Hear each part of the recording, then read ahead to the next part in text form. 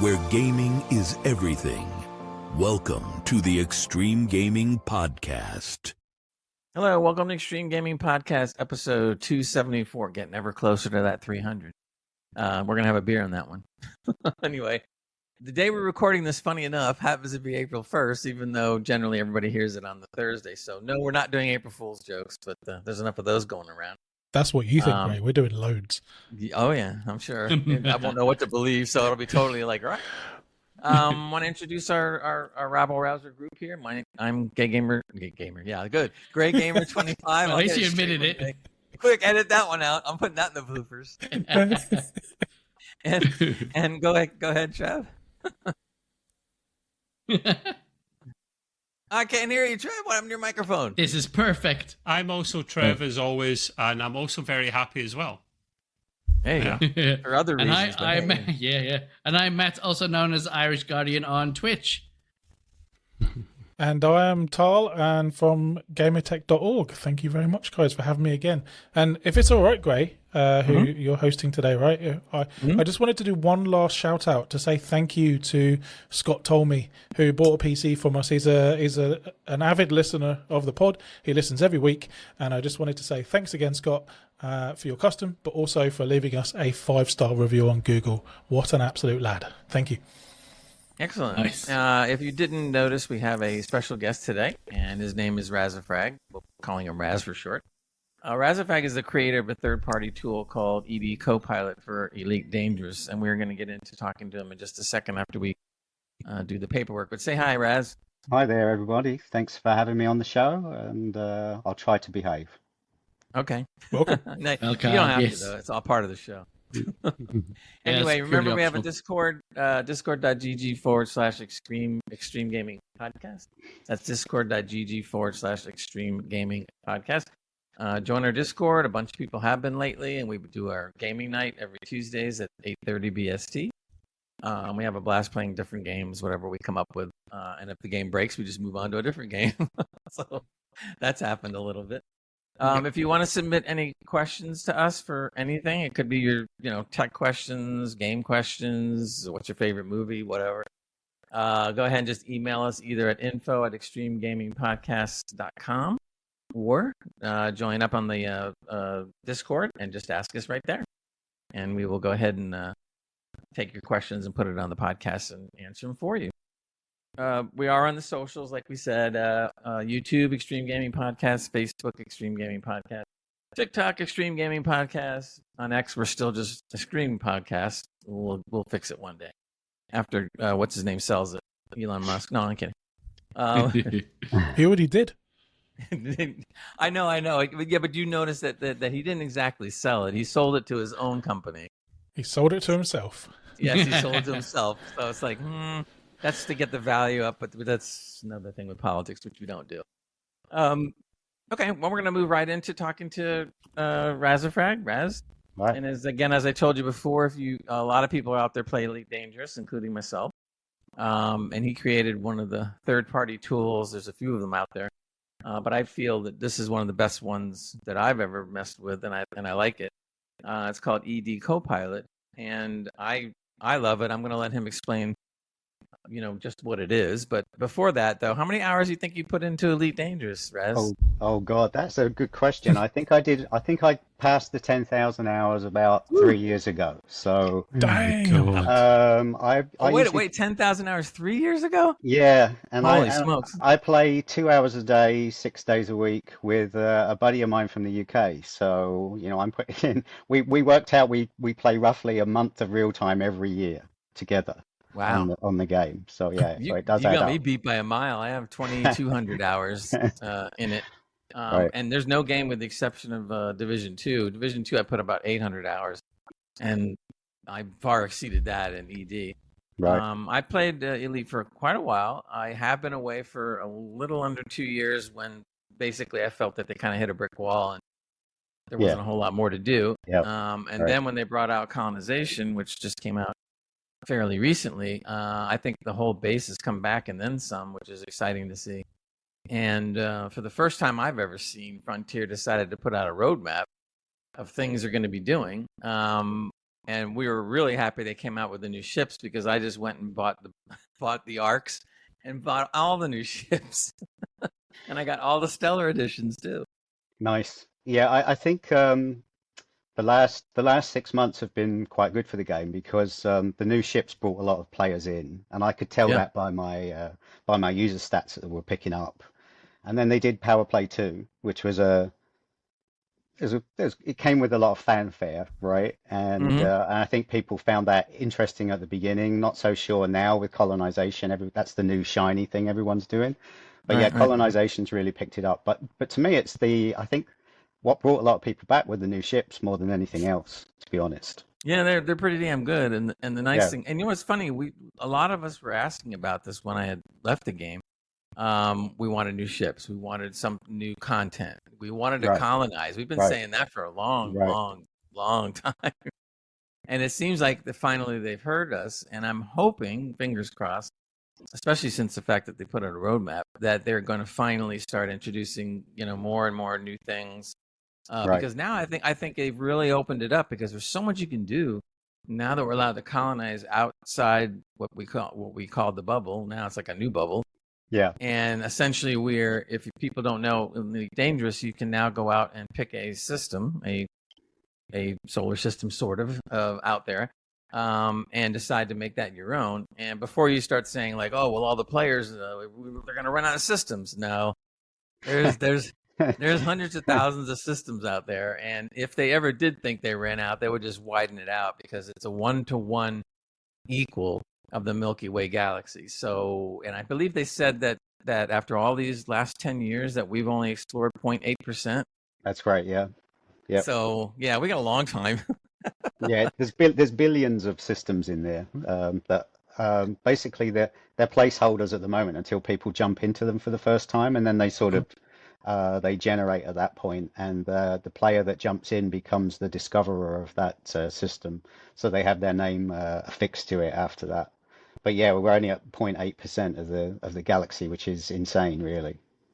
I think the great thing about this is, like I said, it opens up a lot of different things that can be done. I thought originally, I didn't quite understand it until now, that you were going to be able to colonize a system, build a couple stations, and then that was about it. But wow, it Right. goes way beyond that. I was looking at like the whole economy thing now, and they're talking about, yeah, you can build multiple stations. And then if you want to have some kind of an economy that makes sense, that will actually produce materials and money for you, you need to build different buildings, different, defense buildings, Right, right. Yeah, environment building, industrial building. So it's quite a lot. And some people I'll tell you, there's nobody likes Elite Dangerous fans because they get on the bandwagon and they start crunching the numbers like ASAP. It only took them 5 days, 6 days when they released colonization of 40,000 systems are now colonized. right. And I'm going like, in 5 days? I'm sitting there going like, holy smokes. Yeah, I You think know, it's actually doubled the number of populated systems that we have because there weren't that many. Well, I say there weren't that many. There was probably about 40,000 in the game that had been pre-generated with Mhm. stations in, and we've already doubled that in under a month, which is crazy, right? Before I forget, because we could talk about Elite all day, and we will. No, I'm only kidding. Uh, I wanted you to explain, especially to the person that maybe is not as familiar, or maybe is not a veteran of Elite Dangerous, just what EDCoPilot was, Okay, or yeah, what it's going to yeah, be, so to speak.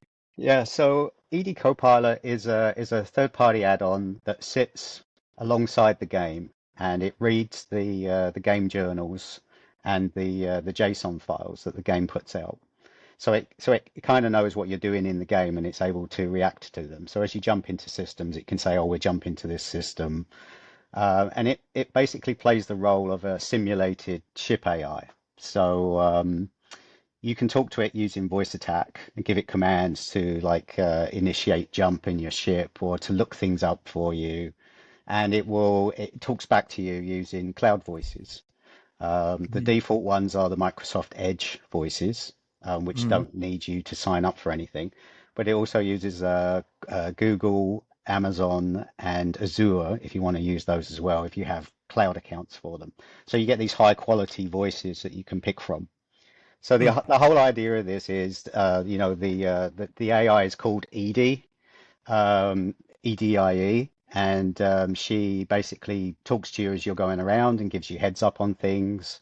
And there's a user interface which pops up information contextually as you play. So if you jump into a system, it can pop up the information about the system and tell you like who the factions are, and is there a war going on, and have you made any notes about the system that are interesting, that type of thing.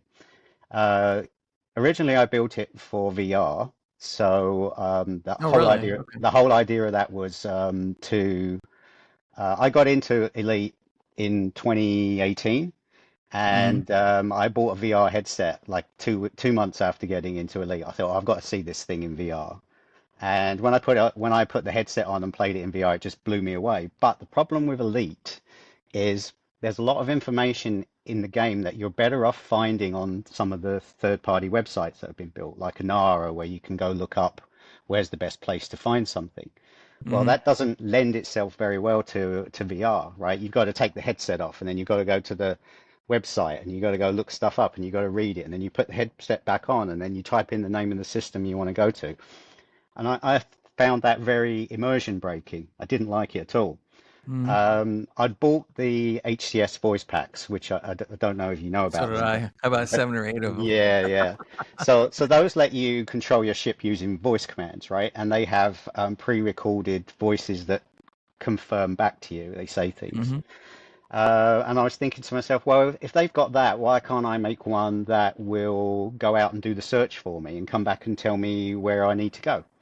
So that was my very early prototype, was just a little Python program that, a voice attack command, I'd trigger a voice attack command, and then it would go off and do the search, pass the information back to the program, and then the program would tell me where I could go. So then I didn't have to take my headset off at all. I could just press my little button on my joystick and say, best location to buy gold, and it would go off and do it and tell me where to go. And then after that I got a bit smarter, and I said, okay, can you set course for that location for me as well? And it would go into the galaxy map and plot to it and actually set the course. So then I didn't have any typing to do either. So it all became very immersive, and I was able to play with the headset on for hours at a time without having to sort of break that immersion at all, which was great. I'd start playing, and then 3 hours later I'd take the headset off, and I'd be sitting in this dark room, and I'd be thinking to myself, oh, I didn't even know it was that time of night, and completely lost in the game, which is That's when you know you're playing a good game, when you just go, oh crap, man. Yeah. So then what I did after that was, it was okay talking to it and it telling you things back, but there's a lot of information in Elite, and I thought, well, it'd be really nice to have a display that I could pop stuff up on and show some of this information. Like if you ask it where you want to go to buy something, maybe it gives you a list, and then you can pick from the list which one do you like the look of the best.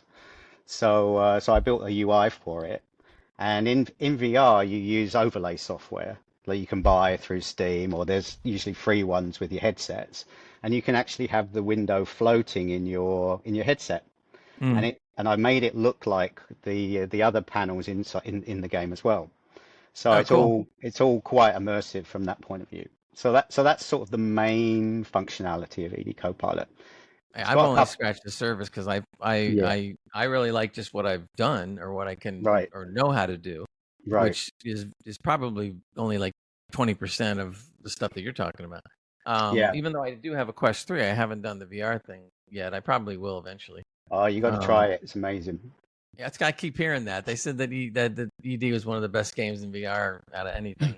Gray bought a VR headset, MetaQuest 3, which he barely uses. Still got dust. He says he uses it to explore the world. I think he means the hentai world, because he's certainly not playing bloody games, and I tell you that much. Yeah. What a waste. I've been so busy doing other stuff like this pod and editing. Many different uses for VR, guys. What about the other 7 days? Come on. I popped it in my head to do some things. I originally bought Quest, believe it or not for games. I bought it because I wanted to get something like Brink, which is goes around the world and uses real world footage of things that I probably will never travel to. And that was the main focus. But then all of a sudden I'm thinking to myself, ooh, I can do games too. So now it's like, God, I don't even know where to go with it. I have a quick question for Raz and Gray. Anyone else that plays the game, feel free to chip in. Yeah. I have played the game briefly, like this was years ago, Raz, and it was fun enough. Like nothing against it. I'm very neutral in the game, so I like to sit back and listen to the guys talk about the game. Even though I don't play it, it's still intriguing to find out what's going on. And the guys were always complaining about, you couldn't go out into the black and blah, blah, blah. And it got a bit boring, a bit samey after a while. Yeah. And then they've been raving about it for the last kind of couple of months. It got so much better. You guys were talking about buying these ships, right? Now, when I hear you talking about buying these ships, I automatically get alarm bells and I think of, what's that bloody other one? Star Citizen? Oh yeah, 45 pounds for a ship or something. Right. Yeah, you buy the game and then you have to Not go that and you're bad. like, buy this. It's like pay to win and they're absolutely rich as hell. Is this the same thing here, considering I'm a novice at this game, or is this in-game currency? No, it's not at all. So basically, in Elite, you get a starter ship, and then you use that to build up in-game credits. And then as you get more in-game credits, you can go to these shipyards, and you can buy ships with your in-game credits. And now that was the way it was for 8 years. And then only last year did Frontier for the first time say, we're releasing these new ships. You'll be able to buy them in the game for credits in 3 months' time. But if you want them now, you can pay a little bit to get the ship. That's fair. Yeah, so I'm a sucker, and I did all of them. It's the first. It's the first new paid content that they've asked for in 3 years since Odyssey launched. So you got to give them some money somewhere to keep them going, right? That was going to be my next point. You literally need to find a way to make some cash without it being a cash grab or really, really greedy. Taro, you had a question or two. You don't need to put it down in notes. Just jump out when you get a chance, mate. And Matt cool. does Yeah, too. thanks. So yeah. So what I was interested in is, I think you kind of answered it because you were talking about JSON and stuff. So I guess there's just APIs that you can connect your software to, and et cetera, et cetera. But can anyone do this and make mods that you've done? Like, and if so, is yours just really popular because it's good, or was it like selected by the devs and they kind of promoted it, or how did it come about? So my app has become popular just through word of mouth and me, promoting it on a couple of socials and on Reddit every now and again. I've had no interaction whatsoever with the devs. When I first started writing it, I did write to them a couple of times and say, hey, can I get a license to actually sell this app? Because I thought, I could do something with this. Yeah. But I never ever got an answer from them. And as far as I know, the only two licensed products that are out there for Elite are HCS voice packs and Game Glass, which is like a control thing that you can put on your tablets. Yeah, like a stream deck. But no one else at all has a license. So officially, we're not allowed to sell our software. So what I do is I give it away for free. And then, if people want to donate or support me on Patreon for doing my development, then I do it that way. So that's cool. That's sort of my model on it. And I was not to brag or anything, but I was very happy to do the Patreon because for two reasons. One, I wanted to, I pay for things that are good, and so I thought your thing deserved it. Number one, and number two, you offered 2 or 3 new features that you would get only if you do Patreon. I'm going like, gotta have it. Well, I'm glad that worked. So I mean, the issue with giving it away is a lot of people say, oh, it's free. Why should I send him any money, right? So now I feel like I need to incentivize a little bit. So, in the past, I've been working on this for 6.5 years now, and it's pretty much a full-time job. And I'm at the point where it's like, okay, I would like to make a bit more money out of it. I've made a little bit of pocket money in the past, but nothing serious. So I've started offering these new features now that are, if you're a supporter or a Patreon, then you get access to them. So yeah, otherwise the uptake on people actually sending you a donation is very low. It's about 3% of my user base will actually pay. And Raz, do you want to plug your website / Patreon? Well, my website's on razafrag.com. So if you go on there, there are links to my Patreon, and there's a PayPal link as well if you want to do a one-time donation as well. When I do I'll probably do a quick breaks video on this too, and I will also put the thing up so people can see it. But if you don't know how to spell Razafrag, just in case, because there's a lot of people out there, most of our people listen on audio. It's R-A-Z-Z as in zebra, A-F-R-A-G, almost like it sounds, Razafrag. So razafrag.com. Matt, you wanted to ask a question? I was just going to say, if you Google EDCoPilot, it's usually the top result. Yeah. So you'll get to the website anyway. Sure. Matt, what did you want to ask? I think I jumped into that. Have you faced any big challenges while doing your project? EDCoPilot. Other than the usual, why doesn't this code work? And you spend like hours rewriting it, and then you think it's working and it's not, and then you scrap it, and you start all over again.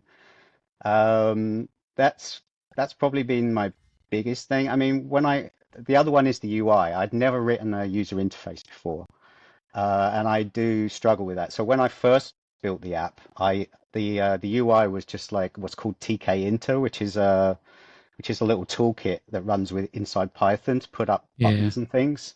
And it was okay, but it looked really scrappy. So after about a year and a half of building all these features, I decided, that the UI is letting it down. So then I went and rewrote the interface as an external program using what's called Kivy in Python. So I didn't have to learn a whole new language. I'm not a web developer. I'm not an HTML guy. I haven't done any of that stuff. I'm a very old-fashioned linear programmer using Python. So I jumped in to use Kivy, which, even though I had a bit of a learning curve, it wasn't too bad. It still took me 6 months to rewrite the user interface, though. And if I'd known then what I know now, I don't know if I would have picked Kivy as the way to go. Yeah.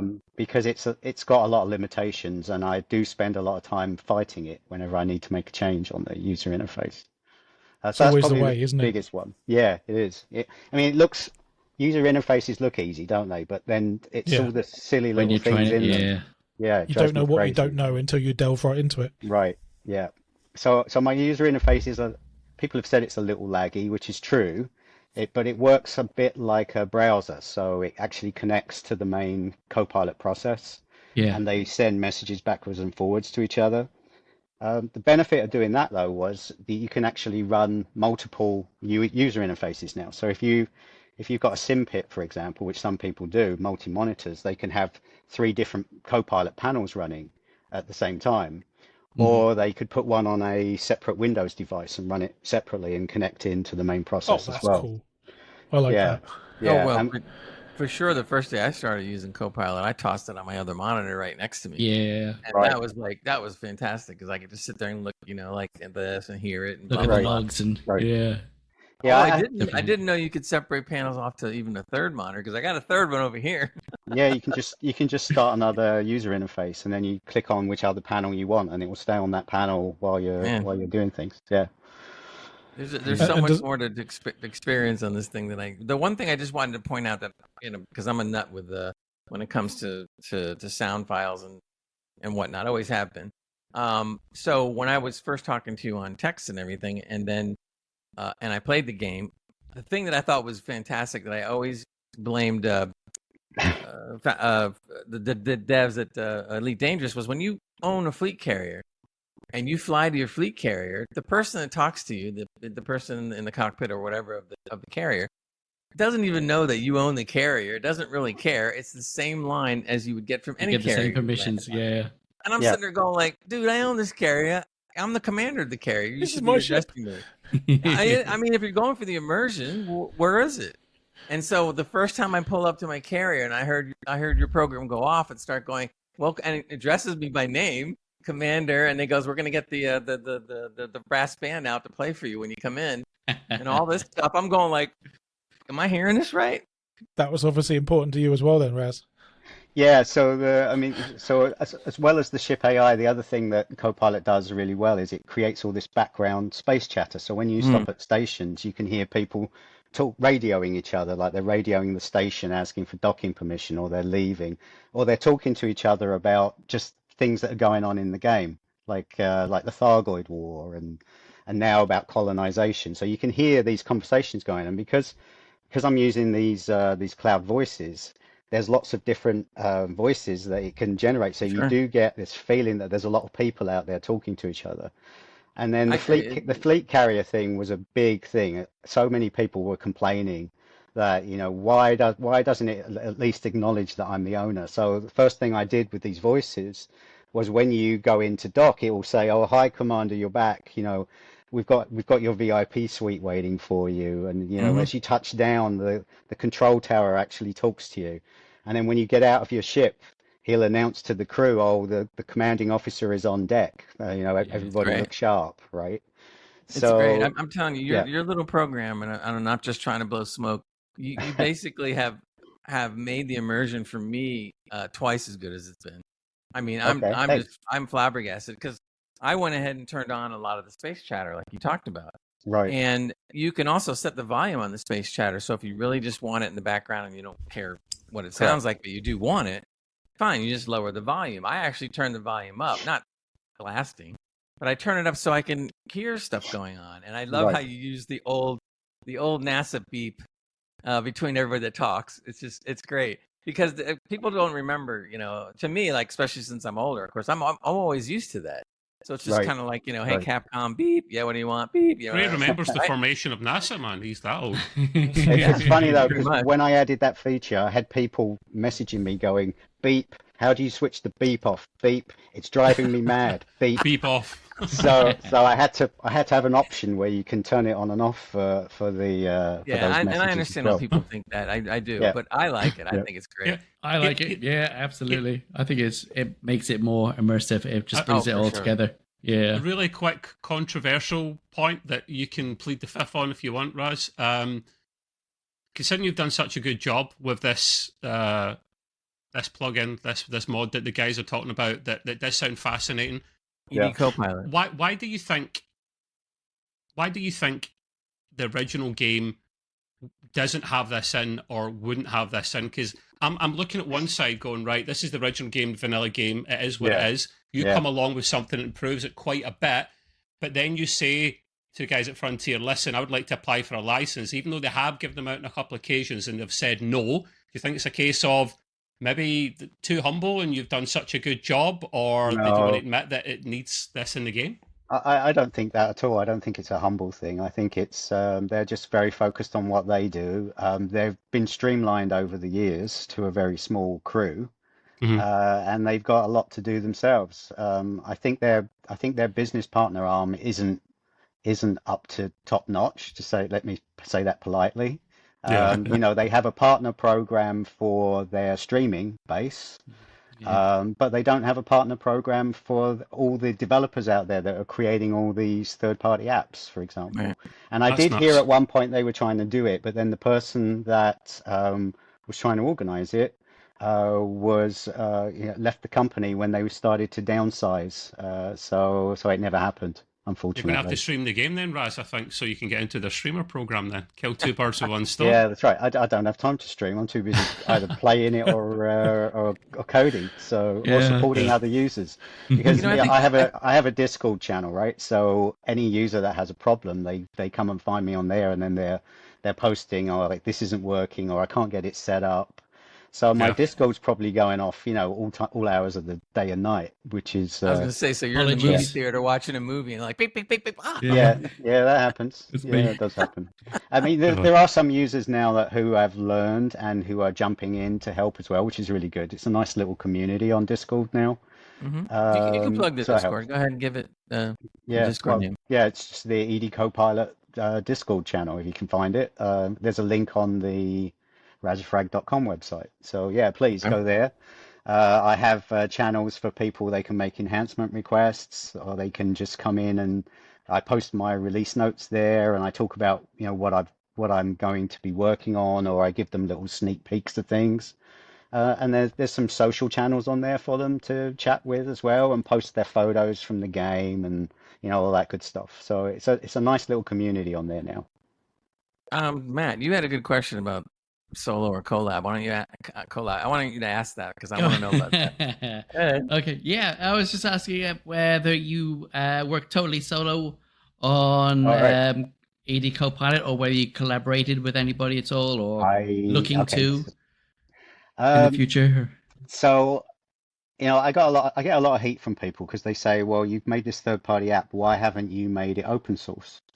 And my answer is, well, I've put a lot of time into it.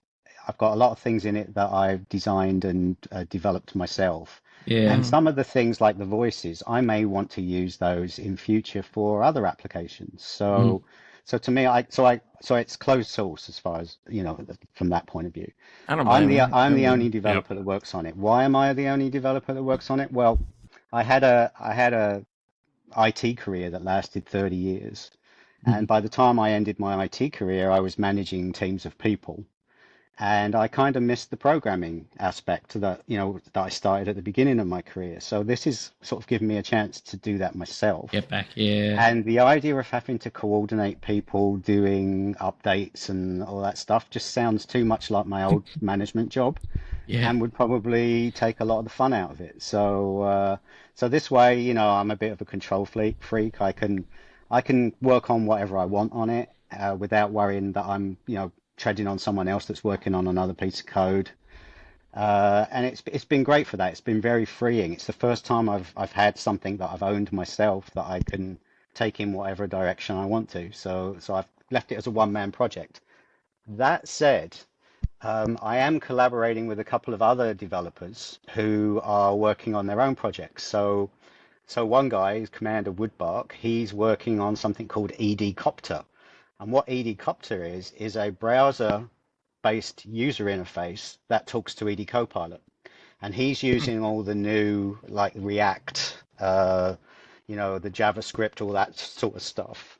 Yeah. So it's purely browser-based. So the idea is you'd be able to run the UI on any tablet or device that you have, and it will connect to the process on the PC.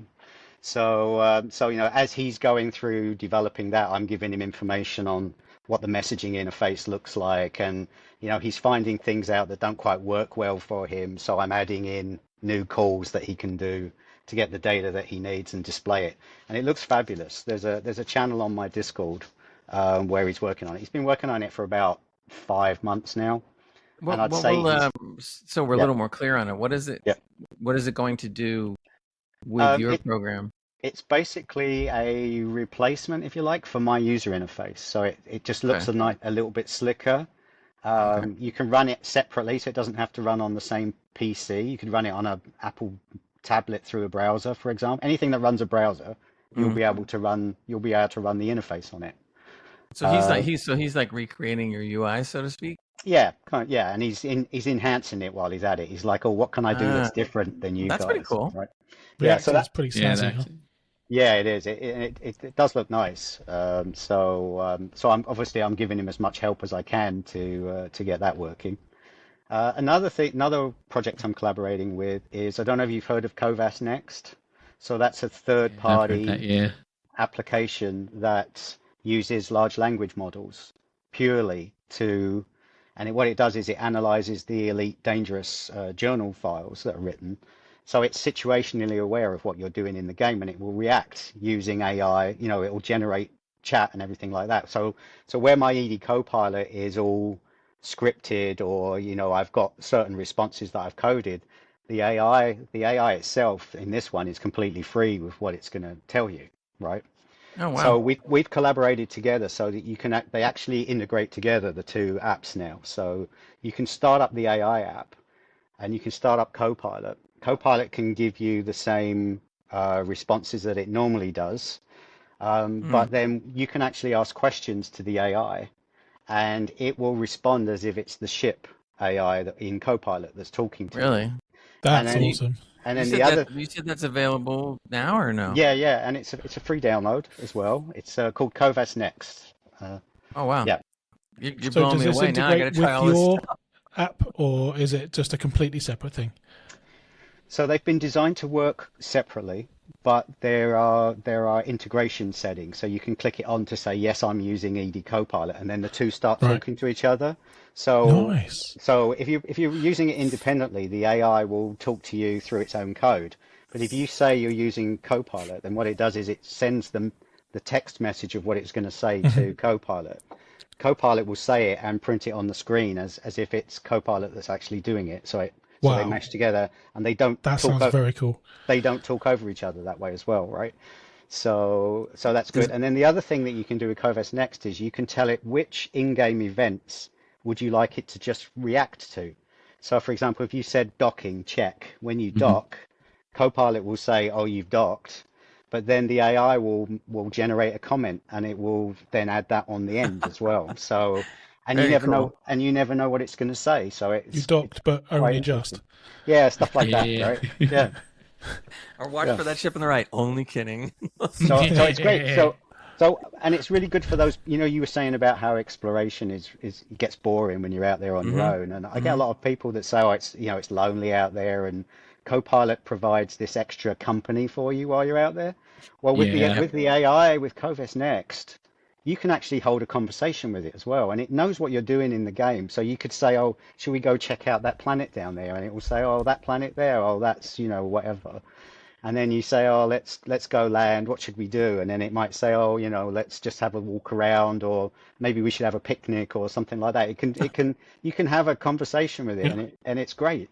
Right. Raz, that was the next step, really, wasn't it? AI and anything like that you bring out, because I do this at work a little bit. Yeah.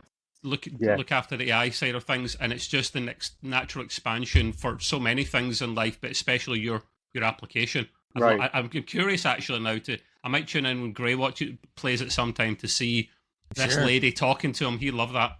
He's lonely out in the stars, an old man like him. He needs a good lady to speak to. Yeah, that's it. I'll Discord stream it, and I'm really excited that besides the fact that I wanted you on, the new stuff that you just mentioned is pretty wild. That's the kind of stuff that's right up my alley. Right. There was one thing that you and I texted about that I wanted to also point to, and I haven't had a chance to do this yet because I've just been busy. But you were mentioning, or I mentioned to you, I said, is there any way I can put my own sound files into the game if I wanted to? And you told me, yes, you can do it, and you started to explain it. Can you kind of semi-dumb that down so you could explain it to the people out there, how that works? So basically, when EDCoPilot responds to events in the game, at the moment, the ship AI will tell you things that are happening. So if you dock, it will say, "Oh, we've docked," right? But the other thing it does as well is I've created a tree of folders, and in those folders you can drop sound samples. And so the folder's called docked, for example. When you dock, not only does she say you've docked, but it will play a random sample that's in that docked folder. So cool. you can trigger all these extra sound effects just from what's going on in the game. So essentially, even though I'm being funny, you could actually put some like a quote from Monty Python or something in there. Yep. It's going to play it. Now, does it play it randomly or in order, or can you change it? No, it plays it randomly. Okay. You can set, and it doesn't play it every time either. You can set the probability of how often it does it. So if you want it to play it every time you dock, for example, you could just say 1 in 1 basically in one of the configuration files. Mm-hmm. So I always want to hear a docked one, and then you can actually put multiple samples into the docked folder. So if, let's say you have 10 in there, and it will just randomly pick one of those and play it when you dock. Is there a limit to overall as to how many files you can put in there? No, none at all. No limits. Yeah, you can have what you like. I think that's fantastic, because to be able to have that kind of latitude where you could do different things. I mean, there's a lot of just because I collect sound clips doesn't mean everybody does. But the point is that now you've given them a reason to do it, perhaps. So essentially, you know, if you're a little bit technical minded and you jump on something like Audacity or whatever, you can go and lift quotes out of movies or science fiction shows or whatever. Because Gray loves that. He absolutely rips the arse out of that. Our soundboard is everywhere with sounds. Lost in space. But the cool thing I was saying to him that one of the things you can do is you can create sets of these folders. So you could have a Star Wars set or a Star Trek set or a Expanse set, and then you can just switch them in and out. So then all the sound effects are all the same theme as well. So I made it that way as well. Oh, I plan on doing That's that. beautiful. All that. Could you have a different set of sounds for different ships that you're flying? For like different styles. I haven't built that, but anything's possible. Honestly, it's like it knows what type of ship you're in, so it could switch to a different set if you wanted to, for sure. I guess it would depend, Charles, to answer your question a little. In the game itself, one of the things that the devs did is that every time you have a ship will all have somewhat different sounds. So if you hit the throttle, it will make a particular kind of sound. When you decelerate, a particular kind of sound. And so each ship has kind of a frequency change of these sounds per whatever ship you do. So I would think, and I'm not trying to answer for you, Raz, but you wouldn't want to have a sound file conflict with those, but you could still do a bunch of other things, and I just think it's great because the more you can add to it, at least in my case, and I'm sure other people, the immersion just doubles and triples just like that. I mean, the main reason that I bought voice pack, because I didn't know about your program, Raz, was the fact that with voice packs, I can be a little more immersed. And it may not be perfect, but it was much better than the way it was before. Right. Yeah. I really think that yours offers even more latitude than the voice packs do, in my opinion. One of the things I've tried to do is make it so that the user can also customize it. So the phrases that the ship says to you, there's a file where you can actually go in and you can add your own phrases into it as well, and it will add those to the selection that it picks from. So you can customize it as much as you like in terms of that.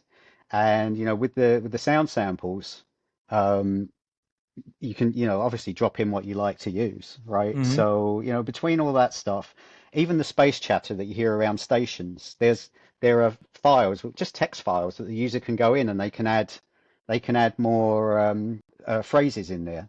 So you could pop onto ChatGPT, cut and paste the rules of what the Copilot needs, and have it generate a whole bunch of stuff for you. Copy it into this file, restart Copilot, and it will start using all these extra phrases as well. So you can generate your own chatter around stations.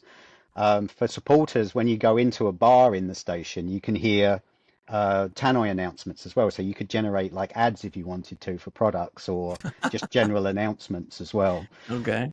Yeah, so I've tried to make it as customizable as I can, because there's a lot of people out there that like just doing that, right? Oh, please. There's loads of people like me that love to customize it, and most of the time you can't do it. The one nice thing about customizing in a program like yours is that since you customize it for yourself, you don't have to worry about copyright infringements and all this stuff, because you're the only one hearing it. It's for your own personal use. Right. Yeah, and if it was an open thing where it was playing all over the place, you'd get into loads of trouble. And you couldn't do it. Exactly. Yeah. So I'm not distributing any like Star Wars sound files or Star Trek sound files, because I don't want to be sued by the studios. But if you want to download them themselves and drop them in there, hey, you go ahead. No one's going to know the wiser, right? So yeah, I mean, you're the only one hearing it, so it's perfect. It works out really, really well that way. Right. You've gone over a lot of the features. Or is there anything that suits to Extreme Gaming Podcast with FAO Grey Gamer, please? Thank you. I think what I want to do is I want to clone all these guys' voices, and then I'm going to make sound clips and put them into the game, and then I'll be going like, shut up. Oh, I thought you were trying to get rid of us there, Gray. I was going to be a rebellion on your hands, man. You could actually do that, because do you know about 11 Labs? So 11 Labs I've is a subscribed voice to 11 cloning. Labs. Yeah, so you could clone the voices, and actually EDCoPilot supports 11 Labs as well, so you can use clone. The only thing about 11 Labs, excellent quality, very expensive to use though. The only thing, I subscribe for $5 USD a month, right? And they give you a whole bunch of credit. Now, of course, I don't know what the normal user is supposedly, but I used it a bunch, and I never burn out my credits. I mean, I think they've recently started, so you roll forward if you haven't used them. Yes, exactly. So yeah, because every time I go on, and I only go on like maybe once a week or something. Or whatever to mess around and see what I can do. But I have something like 80,000 credits when I come back. Right. And I'm like, oh, that's plenty. I think you only get like 30,000 or 50,000 characters for your $5 a month, which you can burn through pretty quick if you're a serious Oh use yeah, it. if you're serious about So, it. I've used it for my fleet carrier captain voice and my fleet carrier crew, but I don't use it for my ship AI because in my ship AI, in 2 hours I'd be using that $5. So I think it's the other not. thing too, with 11 Labs for now anyway, is you do have to regenerate the prompt that you wrote up a couple times to get the inflections the way you want it. Whereas now there's some chat AI programs coming out that are like unbelievable. I think there was one. Have you heard of Sesame? I've heard of it. I've not looked into it yet, though. I'll have to send Yeah. you a link. But there's a Okay. company called Sesame, and I listened to one of the voices. You can go right on there for free and just mess around with it a little bit. I'm telling you right now, the inflections in the voice sound so natural that it's about as natural as all of us right now. And I was like floored. I couldn't believe it. Yeah, they're very good. Have you heard of XTTS as well? So it's like a new. So that one that basically lets you clone voices, but it does it all on your video card for you. So you basically train a model, and then it runs locally. So one of the things on my to-do list is to see if I can have it interface to a XTTS local speech generator. Oh wow! So you're not even using the third party, right? That would be excellent. It really would. Yeah. Listen, we could talk all day about this, and maybe we'll have you come back on again. But we do want to move on to some other things, so we will do that.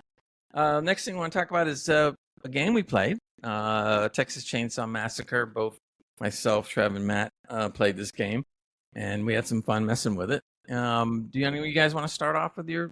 Yeah, Reza, can you do anything for that game? Any AI? Because that needs it. Sorry. Not by diplomatic. Your answer now, Matt. Come on. Sorry. It was a game review key from the devs. Come on. Yeah. It was a game. Okay, yeah, it was a game. Yeah, it was a thing. It happened. A third person. Asymmetrical. This is why I edit, Raz. This is why I edit. Yeah, I keep him very busy for the whole month, so he doesn't play any games. It's just because of me. Great. Well, I'll tell you what. I'll start out for a second. Good. It's still a real new game, so there's still some things they're doing with it, or little bugs here and there. The thing that I liked is you can play as Leatherface, which I thought was kind of cool because that's the horror character from the series. And he pretty much acts like Leatherface with the grunts and everything. So everything was cool with that. And he has the chainsaw going and stuff, and he does all these things to people and whatnot. But the only thing I found, but it was an easy fix, was that when you first played the game, it was extremely dark. I'm sitting there trying to I don't know where I was going. So here I am playing as Leatherface with a chainsaw running, and I'm just bumping into walls and stuff like that. So I changed the gamma settings and the brightness, and then finally I could at least see something. Yeah. No, well, I mean, it's there to do it, so I did that. So then it became a little more fun. But I had a fun time playing as Leatherface. It's pretty cool running around with a chainsaw. Did you? Okay, let's be more realistic, accurate, and fair. Yeah, well, realistic is a good word before we get to the actual game review. Yeah. Ray's idea of fun was literally running about with the chainsaw, getting lost, and literally just slashing anything in sight. He couldn't get out the bloody house, Raz. The guy was stuck in the house. He wasn't. He was more in danger of killing himself in game than he was of anyone else. So that was funny. We literally everyone escaped. And essentially, if you think of this game, it's Dead by Daylight with a different skin. Right. Okay. Yeah, we've heard of that game. Yeah, It's that kind of idea. You're the victims or you're the family. Mm-hmm. And you're the family. You've got Leatherface and all these other siblings and family members. And but there's one funny part in the game where like I said, I'm trying to figure out how to get out of the house. But as I'm getting around through the house, what I'm doing is I'm sawing all these barriers so that they can run through them. And they're going like, "You don't do anything." I said, "Yeah, man, I'm sawing all these barriers. What do you?" To let them escape. Let the bad guys escape. I was going to ask, is it like a destructible environment then, so you can actually cut holes in it? Partially. Only there's like little segments of escape routes where players can push things over, or a barrier that people. Right. The victims can jump over, but Gray's character can chop it down, sort of thing. Where the rest of us would have to make players, Matt, not victims. Oh, yeah. No, it's victims versus the family. No, that's what they're called. Victims versus the family. Yeah. The family is victims, Leatherface, and is it three guys? Right? I think it's Leatherface and two other people. I right? don't know. There's a creepy looking guy. There's a you got the cousin, you got the aunt, and then you got the grandfather that you have to give them blood, and then you had some odd character. The grandfather has some kind of bizarre mental powers that if you feed him blood, he can warn you of the things that are going on, even though he just. That's bizarre. It's listen. If you like that type of game, Dead by Daylight, because we've got to be fair, right? It wasn't our cup of tea. However, if you love Dead by Daylight and you want to give it a try, and or you like the franchise of the Texas Chainsaw Massacre, then go and play it. For example, there is the Evil Dead skin version of it as well. They actually brought a game called Evil Dead, and it's the exact same thing as that. Right. That is... Jesus Christ, Matt, that's loud. Your gain is up way too loud. I could hear that as if it was behind me. Anyway, yeah, so it's doing another face. It's he is, and they've ripped that off really, really fast.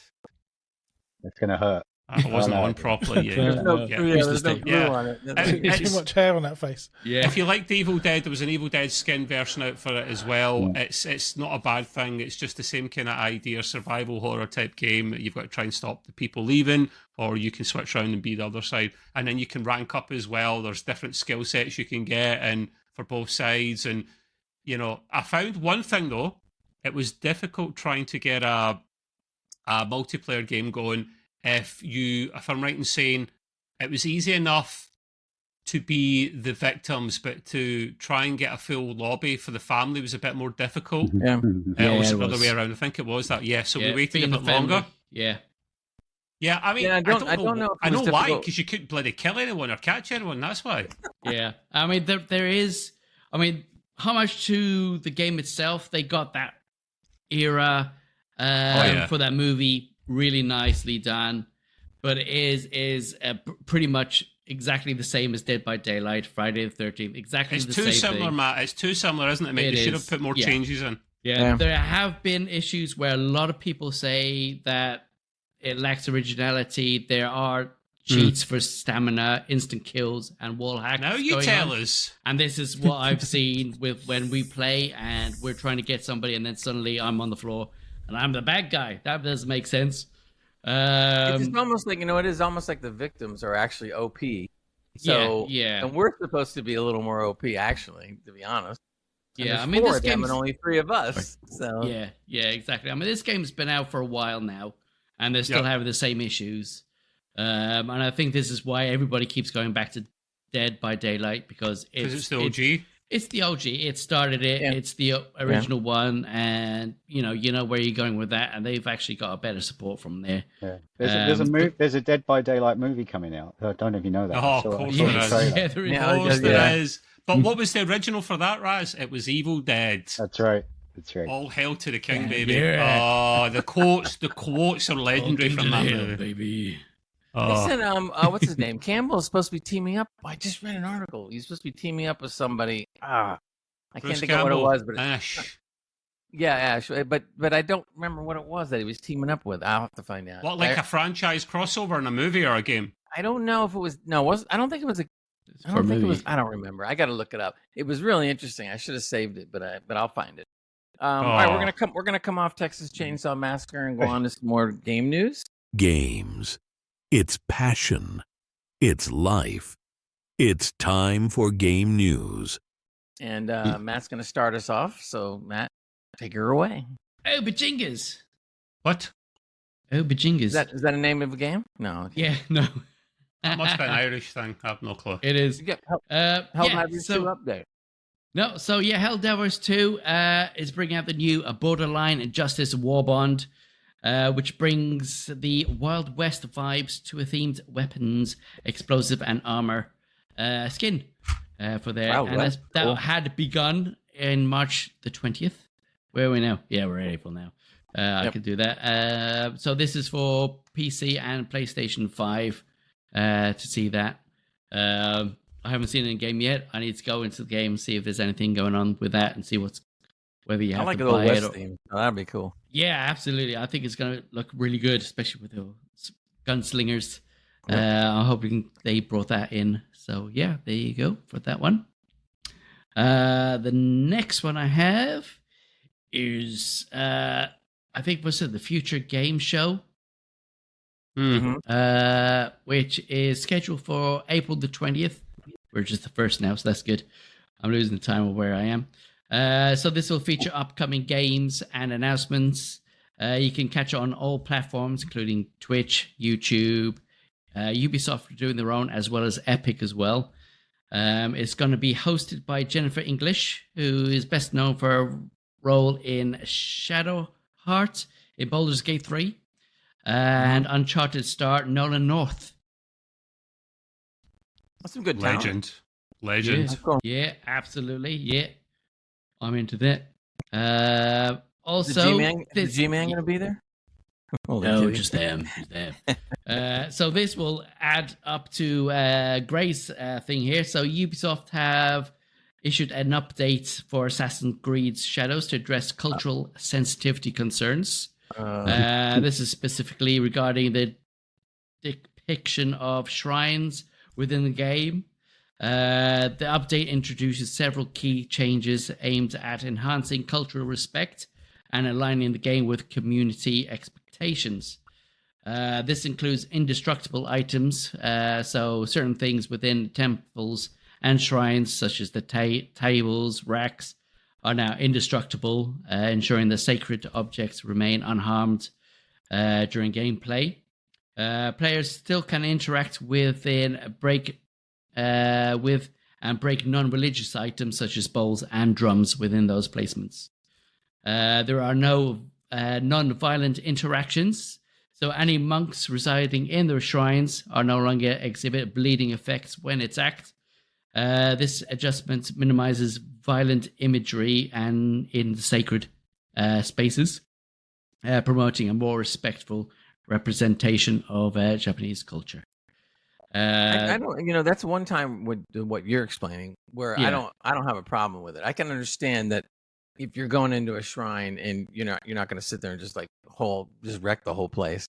So that's minor to me, and that one's pretty much okay. I did notice when I went into a shrine playing the game, immediately it says you cannot grapple or jump on the roofs of any of the shrines. If it didn't say, the funny thing roofs. Wait a minute. It didn't say you couldn't jump on it. It says don't jump on it because it would be disrespect to the shrine. Now, and you didn't try it? I didn't try it because I didn't know whether they were going to penalize me or whether they were going to screw me up or something. So I said, what the heck? I'm only in there for one reason. And generally, you do your prayers or whatever, and you get your knowledge point so that you can use it for your upgrades and stuff. So no biggie. I mean, it makes sense there. I mean, I would prefer if they actually, if you did actually jump up or grapple or damage the building somewhere, tarnish it, like graffiti style, and that they do kind of take some points away, or they give you a harder mission to do somewhere down the line, just to have that comeuppance. Some if you think about it, in terms absolutely, that's it. In terms of originality, what I'd like to have seen is if you tried to do anything like that, like an old ghost samurai appears and kicks your butt. Yeah. Come over here. Let me chop your head off. Yeah. Absolutely. That would have been cool. Yeah, definitely. Yeah. So also with community put my teeth back in. Driven changes. These revisions were implemented in response to feedback from, of course, Japanese officials and the wider community who expressed concern of the betrayal of the cultural and religious values within the game, which, rightfully so. I don't think that they've ever had such dispute for any other episodes of their games, have they? Maybe not to this extent or not whatever. To this extent, yeah. And if they're going to keep something historical, you might as well do it fully, or else what's the point? I will say one nice thing that Ubisoft has done with all the last 4 or 5 Assassin's Creed games is that because they're so historically accurate, they use them to actually teach students and other people because they always make a side program that is designed to be educational for that. So in other words, if you wanted to walk through Japan and learn things about the buildings and see how beautiful they are, and especially buildings that maybe aren't standing any longer.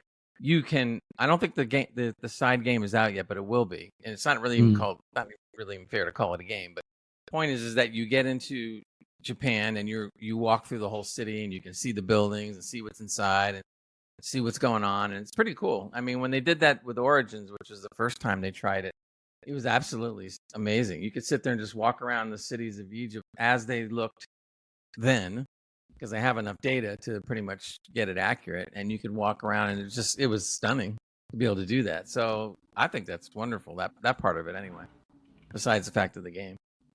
Absolutely, yeah. I guess since we're kind of rolling into it, I'll go ahead and give my first reactions. I don't know if I'm going to, I would say this is a full review because I haven't really played it that long yet. Everybody knows here that I'm an AC fanboy, so I love Assassin's Creed. I do agree that some of the things that they do can be a little cut and pasty. There's still a little bit of that in this game, but at the same time, there was also different stuff that I have not seen before. I don't play Yasuki, which is the samurai guy, because I'm much more into the original stealth that Assassin's Creed always is. So I play Noe, I think that's how you pronounce it. And so I'm doing my stealth thing, and that is so far has been a lot of fun. She's got some new moves that none of the prior characters had that really make it look authentic. I mean, their parkouring is better. Some of the flips and ways that she takes out enemies are definitely something I hadn't seen before. So now that those are new, I'm getting excited about that. Now, some things are still old. I mean, you hide in a bush and you whistle and they come over there and then you attack them, and it doesn't get too old for me because I like it, but there's other ways you could do that instead of just whistling all the time. And a lot of games they do that. It is getting a little boring. You know, hide in the bush, whistle, they come over. Hide in the bush, whistle, they come over. Like, I mean, sorry, they had some games had like throwing stones or coins. Yes, right. Yeah, so they should have brought something like that. Throw something. Yeah. I mean, in this game, what it would have been cool is if she does have some knives that she throws, Japanese knives or shurikens and stuff, and so it would have been kind of cool if you were to throw one of those near the person or to the right of the person or the left. Yeah, because they obviously would then say, "Oh, this is not normal," and they would go over and investigate, and you can nail them instead of just the same whistle thing all the time. So when I hit things like that, I mean, it doesn't detract from the game, but I'm sitting there, but I do understand and I can see that, it'd be nice if they could have, how hard could it be, to make her throw a blade into something somewhere nearby, which would be cooler. And then you can do one of those wonderful moves to take out the enemy instead of just having him come to the bush, because it's getting real old now. Whistle, come to the bush. Whistle, come to the bush. Like, come on. Yeah. The only other thing I could say about it right now that it's more mechanical, because I want to understand. So far, I'm really loving the game. Even though I'm not that deep into it, I'm having a good time. But when I was in one of the bases or whatever, and I had to take out some enemies, you have a grapple now, which is pretty cool. And you can grapple things and climb up. But the problem is that when you're too close to a building and you want to go into a bush to hide or to skulk around and stuff like that, if you're too close to the building and you want to do something, it thinks you want to grapple. So I'm sitting there like being really quiet because I was wanting to sneak up on this guy, and all of a sudden it thinks I want to grapple, and it goes, and next thing I know, I'm flying up on the roof of the building, and they're all looking at me going like, "There he is!" And I'm like, ugh, But it's a minor thing, but it's something they hopefully will pay attention to in future updates. But again, I will go into more depth as I play the game. But so far, I'm really liking it. It's got, I think, 3 million, I think was the last count, players that are actively playing it. So, Ubisoft, with the troubles they've been in, they needed this game to be good. And apparently, even though they probably could have been a wee bit better, they're doing pretty good with it. So, how does that compare, Gray, to some of the big releases recently, like Monster Hunter or something? Do you know? That have smashed it, or they're at 10 million plus or something. Yeah, as far as pure numbers, there's other games that are doing better on the pure numbers. But it also depends on the game. I'm not going to say I'm not a fan of Monster Hunter. I haven't done enough of it to even know.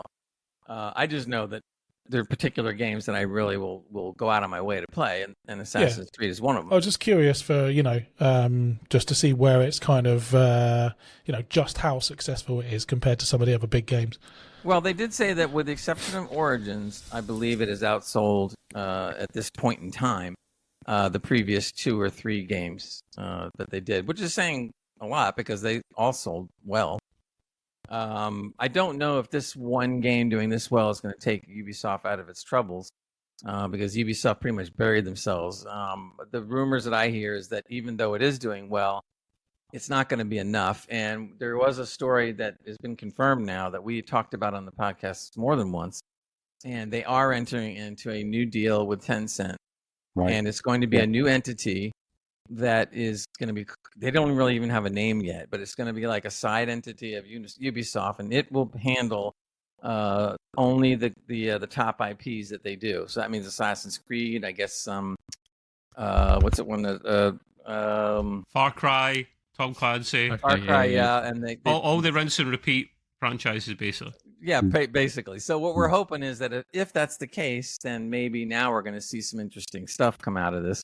But I don't know. We're going to find out. But if this deal, I believe, I don't know if it's actually been signed off on, but they're like close to finishing off the whole deal. Yeah, so if that happens last week. Yeah, right. Yeah, the good thing is at least that way we know Ubisoft's not going to go under, which I don't want them to go under. I just want them to get their shit straight and put out, the kind of games you should see. And we all know, guys, that we have commented here many times on how a lot of the AAA companies have gotten pretty damn lazy, in their games and stuff.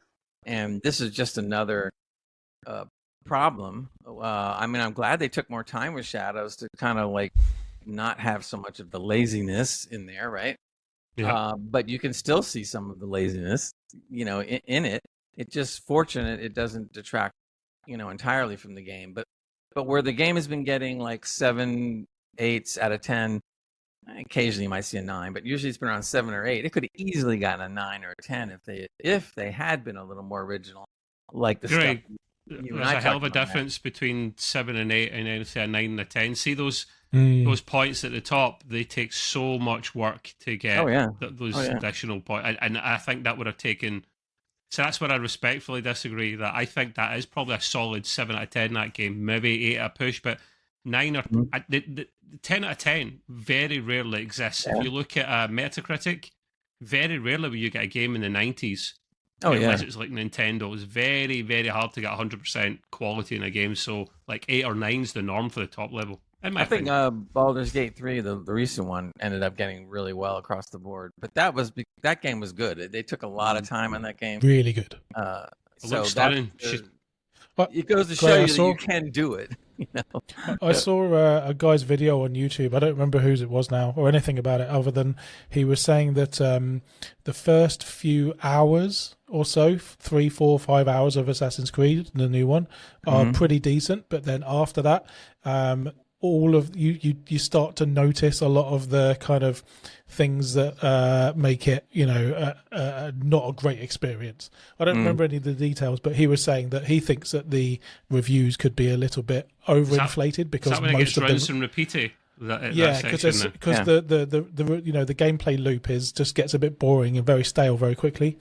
So his suggestion was that he thinks even the current reviews are inflated because most reviewers won't play more than the first few hours. That's true. I also heard that, and again, I'm not going to say true or not true, but I've also heard that some of the reviewers have been, how can we say this nicely? Paid? Well, I don't know, maybe, or something along those lines. So the reviews have been kind of puffed up. Dude, this is a really big contentious point for me because I remember when Diablo 4 came out, right? And I was seeing all these reviews, 9 out of 10, 10 out of 10, best game ever. Wow. I was like, oh my God, I can't wait. I bloody love Diablo, right? And then I started to see the user scores come in and they were very low, very, very low. How can it be so different? And the answer is money. It's money. Yep. It's just money. Yeah, of course it is. And it's a shame that you really have to.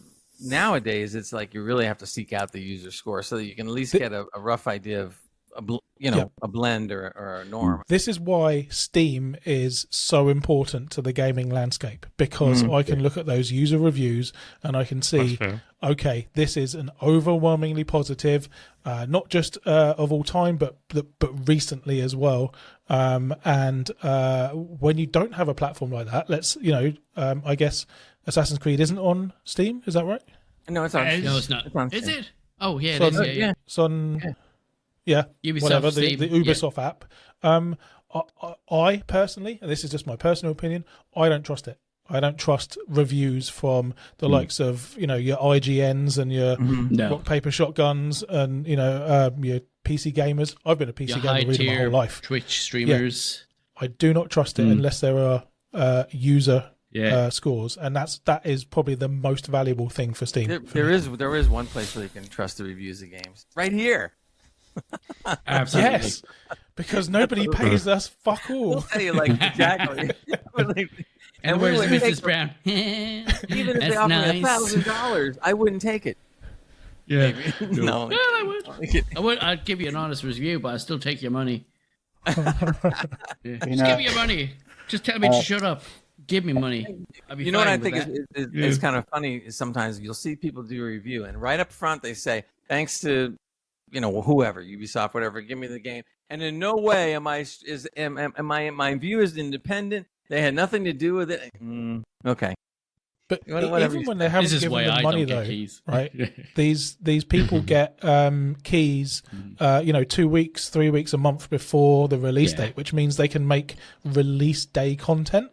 And for them, that is invaluable because if they have release day content versus 2 weeks later, no one's going to watch the video 2 weeks later, are they? Look, the whole concept comes down to what we've always screamed about. If you make a good game, you ain't going to have to worry about it. Just do a good game. You don't have to necessarily do a 10 out of 10 game. Make it sound so easy, Gray. No, it's not that. But, look how lazy everything's gotten. You really need to usually shoot for at least an 8 out of 10. And if you got an 8 out of 10, cool. The game's great. We're all happy. But I don't know. Some of these things. Do you have? I was just going to add that in a small world coincidence, my next door neighbour actually tests the Assassin's Creed games for Ubisoft. So he gets cool. He gets the builds, and then he has to sit there playing with it and noting down all the things that don't work. And you get the odd story of people, able to walk through walls and things like that, and he'll write it down and go, "Oh yeah, there you go." Can you call him and have him come over right now? Is that his job then? Is it like a game tester, or is that like a hobby thing? It's a sort of a side gig for him, really. He's in construction most of the time, but during the winter in Toronto, there's not much construction that gets done. So a good point. So he hauls up with his console and sits there playing this all the time. I know he did Assassin's Creed Valhalla. He was working on that one. I don't know if he worked on the new one though. I'd have to ask him.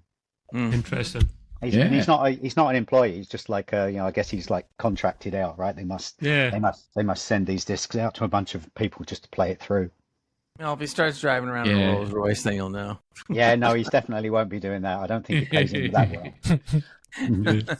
Or maybe dressing up as a ninja. That could be a clue. Don't get too excited. It's not the job for you, probably. Anyway, we're gonna go on and move on to the next thing.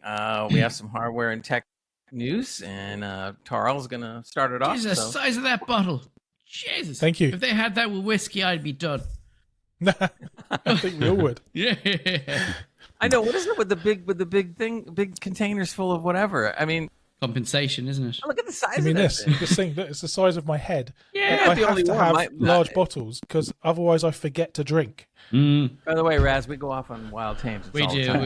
Sorry. My daughter likes these cups too. My daughter has one, and my daughter's only 5'0", right? But she has this cup. Probably known as 5 foot. The cup she holds up is twice the size of her head. And are they called like Stanley cups? I think that's it. Yeah. And they're like 40 ounces, 56 ounces, and I only get liters. So it's a Canadian thing then. Check this out. This is 10 ounces. I'm good with it. It's a Yeti. It keeps everything cold. I have no idea what ounces are. Unless you're into drugs, I have no clue. Americans will literally use any number other than metric to measure things, won't they? Just look. I have to always go on and do the conversion. You can do it too.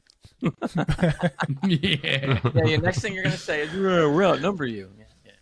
Well, you do, including Canada up here as well from the UK. So Yeah, the definitely. 57th state. Go. He's half Canada, half. Get me started on that. Yeah, we're not talking about that. No, Right? no, No politics. totally No, not. no, no, Anyway, that's he's a whole half Canada, podcast by half itself. half England. We do not talk politics or religion or any of that crap. I We don't want to end up on fun the stuff. FBI watch list and no travel. Absolutely. ban. Oh, he'll come after you, man. He'll come after My you. business niece, what's his sister lives in Canada, so yeah, I'll probably get beaten up now. Let's talk about conspiracy theories. No, let's talk about hardware. Hardware's better. Hardware theories. All right, fine. Okay, let's talk about hardware. In a world where NVIDIA has gone mad, it's time for hardware and tech news. I wanted to talk about something that took my attention today, which is that a company called V-Color, and I don't mean to say this disrespectfully in any way, but has anyone heard of V-Color? Because, I mean, they're a company that makes RAM, and I did a bit of research. I thought perhaps that they were a company that were kind of, OEMing or, manufacturing the RAM, but then it was being sold by the likes of, Kingston or Corsair, etc. But no, they actually make and sell their own RAM. So I don't know who they are, but they have just debuted the very first 64 gigabyte kit of memory that can run up to 9,000 mega transfers per second. One stick? Which, 2 sticks, 2 times 32. Oh, okay. 2 times 32. You really need 32. You really need 2 sticks of RAM because DDR, meaning double data rate, means you need 2 of them to get those fast speeds. So it's only currently for Intel, the Z890 motherboards, but that could change in the future. And it also only runs in Gear 2 mode, which I won't get too technical, but it basically means that it runs at a different speed to the memory clock, which means you can run it very much, the speed of the memory much faster. Sounds like a gear shift at a big truck. Yeah, something like that. It's not an like ideal. Yeah. It's not an ideal way to run RAM, and it's always better to have it at the speed in the normal gear, which I think is 1. Anyway, I'm not 100% sure. So we've got it's very fast, but at the moment it's only on Z890 motherboards. So what do you guys think about what kind of price this is going to be? I don't actually know the price, but I'm interested to hear your thoughts because RAM is cheap at the moment. £100, 180 to £200. Yeah, that's what I kind of thought. Yeah, for no name, I'm thinking like going back to like Trident and those. Yeah, back in the they're day. not NVIDIA. They're not going to come out and sell for 1,000. Yeah, whatever. I mean, which is a good price. I think that would be a fair price. Yeah. I mean, it's really fast. Yeah. The timings are not great on this though, so it's 48, 64, 64, 140. So the timings are quite slow. I'm sure that will improve as time goes on. And I've got a couple of the specs here, so let's have a look. So 9,000 industry-leading data transfer rates. Continuously tested in high temperature, high speed environments, blah blah blah, and it's got some RGB. It will be available from the second quarter, and hopefully it will be available for more than just running on Z890 motherboards on Intel. Because what I'd like to see here is this kind of thing just pushing the RAM industry forward. More speeds, more better. Sometimes that's all it takes is somebody to sit there and just mess around with the status quo, and then everybody goes, "Oh." Have a few people tested it out yet, or? It sounds more like say. I mean, 10 there out of are 10. some. 10 out of 10, right? Yeah, 10 out of 10. Yeah, Usually. That's right. there's some benchmarks here, and it looks very fast. Maybe Gray can link to the article, but yeah, it's very, very fast, much faster than anything we've got at the moment. But I guess time will tell as to whether this really will become a bit more mass market. As I said, at the moment it's only on particular motherboards, Intel Z890s. That will change, I'm sure, in the future. Well, if it's as good as what they say, then the next thing you're going to see is someone's going to buy them. Yeah, and incorporate their technology. It's very strange. I've never heard of them. I mean, I've been in the IT industry for a very long time. Trev, you have as well, right? Have you ever heard of V-Color? No, so I would probably wait to hear reviews and stuff, because when you buy something that expensive and kind of new bit of kit, new bit of technology, the last thing I'm going to do is go with a company I've never heard of. When I'm looking to buy PC components and stuff, I go, "Oh, that's a good deal," but unless I know them or there's a lot of impartial reviews that say they're good, I won't touch them. I can't afford to risk something like that, expensive, not working, or not getting a warranty on them or something like that. So maybe they're much better known in a different company. Maybe they're a Chinese brand or something. I'm not sure. I looked through the article on video cards. I can't see anything saying about that. But I just found it a bit strange. I'd never heard of them. I will say one thing from a marketing standpoint. I think V-Color is one of the worst names you can make for a motherboard. RAM. I mean, think about it. V-Color sounds like somebody that just bought a color TV in 1960. I mean, yeah, really? It sounds like a printer brand or something. Yeah, it's like, come on. Or come up better. monitor range. It's a monitor. Yeah. Doesn't roll off the tongue. No, not at all. So apparently they haven't. There's no name change or anything from them. They've been in business since 2006 as V-Color Tech Inc. Yeah, but they so could have been named around the for a while. motherboard like, they could have named the motherboard Razafrag or something. Yeah, maybe I mean, biotech a lot better than motherboards or V-Color. something. Royalties. Yeah. All right, bad. Carl, you have another report here, but this one sounds interesting. So let's talk about that one. This one I think is very interesting, but I think is going to be not for everybody. No. So, Coolify, who again is another company I've not heard of. I have. You have? Okay. Mm-hmm. All right. They have brought out what they're calling the world's first hologram PC fan. And I read this and I thought, this is wicked. Yeah. It looks so cool. The first thing to say, though, is it's not actually holograms. So what it does is it uses an LED strip that rotates at a certain speed. So to the naked eye, it looks like a hologram. And great, at this point, if you could just put the That's video so cool. in the background for me, it looks so cool. It really does. I'll put it on the edit. So I can't bring it up right this second. Thank you. I would have this. Maybe not in my main build, but maybe in something a bit fun. I don't know, maybe a LAN PC or something I take with me to LANs or whatever, just for a bit of novelty. I was gonna say, if you think about it, what would be cool is you just get get a mount. I'm gonna place it on the chat here if that's okay. And then you take the fans. Razafrag to have a look. The what now? Sorry. I've seen some of these in the past, and it's not just a picture, is it? Because they can actually animate them as well. They can move around. Now we're talking. Yeah. It's really good. It's fully animated.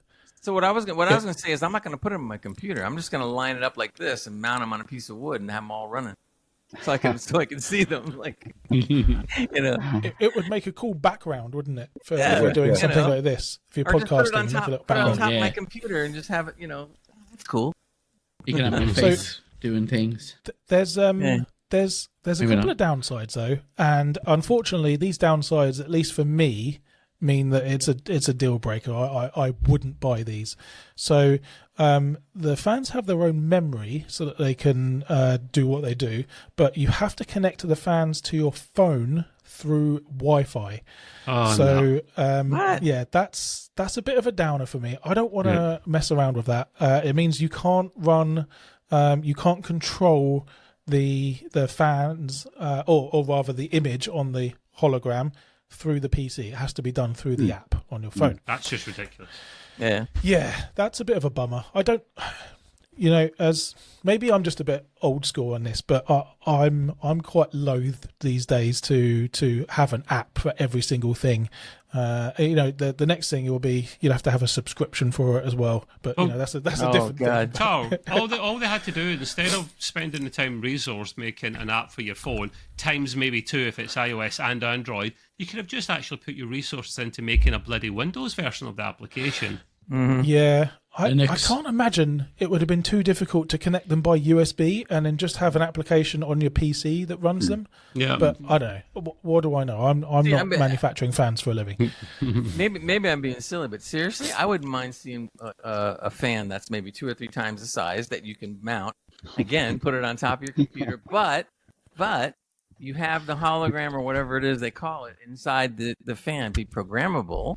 So that you could change it to whatever. We know, Gray. We know you want your jiggle physics ladies on these fans. We know. Can you imagine this? You just got to be careful of your bits and bytes. I mean, I know it's for show, but you can imagine this thing is spinning around. You put a Assassin's Creed logo in it. You put. Hey, look, sure. I think it's got some legs, right? I mean, it's a cool idea. You see them? Yeah. I really think it's a cool idea. It's not for me. I'm not going to put them in my computer, but just. For other applications, like, I don't know, maybe just a home fan, like a large sort of 12 inch, Now we're talking. Yeah, have a ceiling fan going around at a million miles an hour and then having that. There you go. Yeah. Now we're going places. Yeah. There's helicopter rotors. Just stick that on there. Oh, yeah. That's a definite, man, right there. Enjoy your flight. Woo. Yeah. No, what you do is, Matt, I'll do one better. They put it in the helicopter blade so that if you're riding the helicopter, you look up and you see it, right? But when you look up, what do they show? Helicopters crashing. That's it. Everybody's just trying So that's what happens.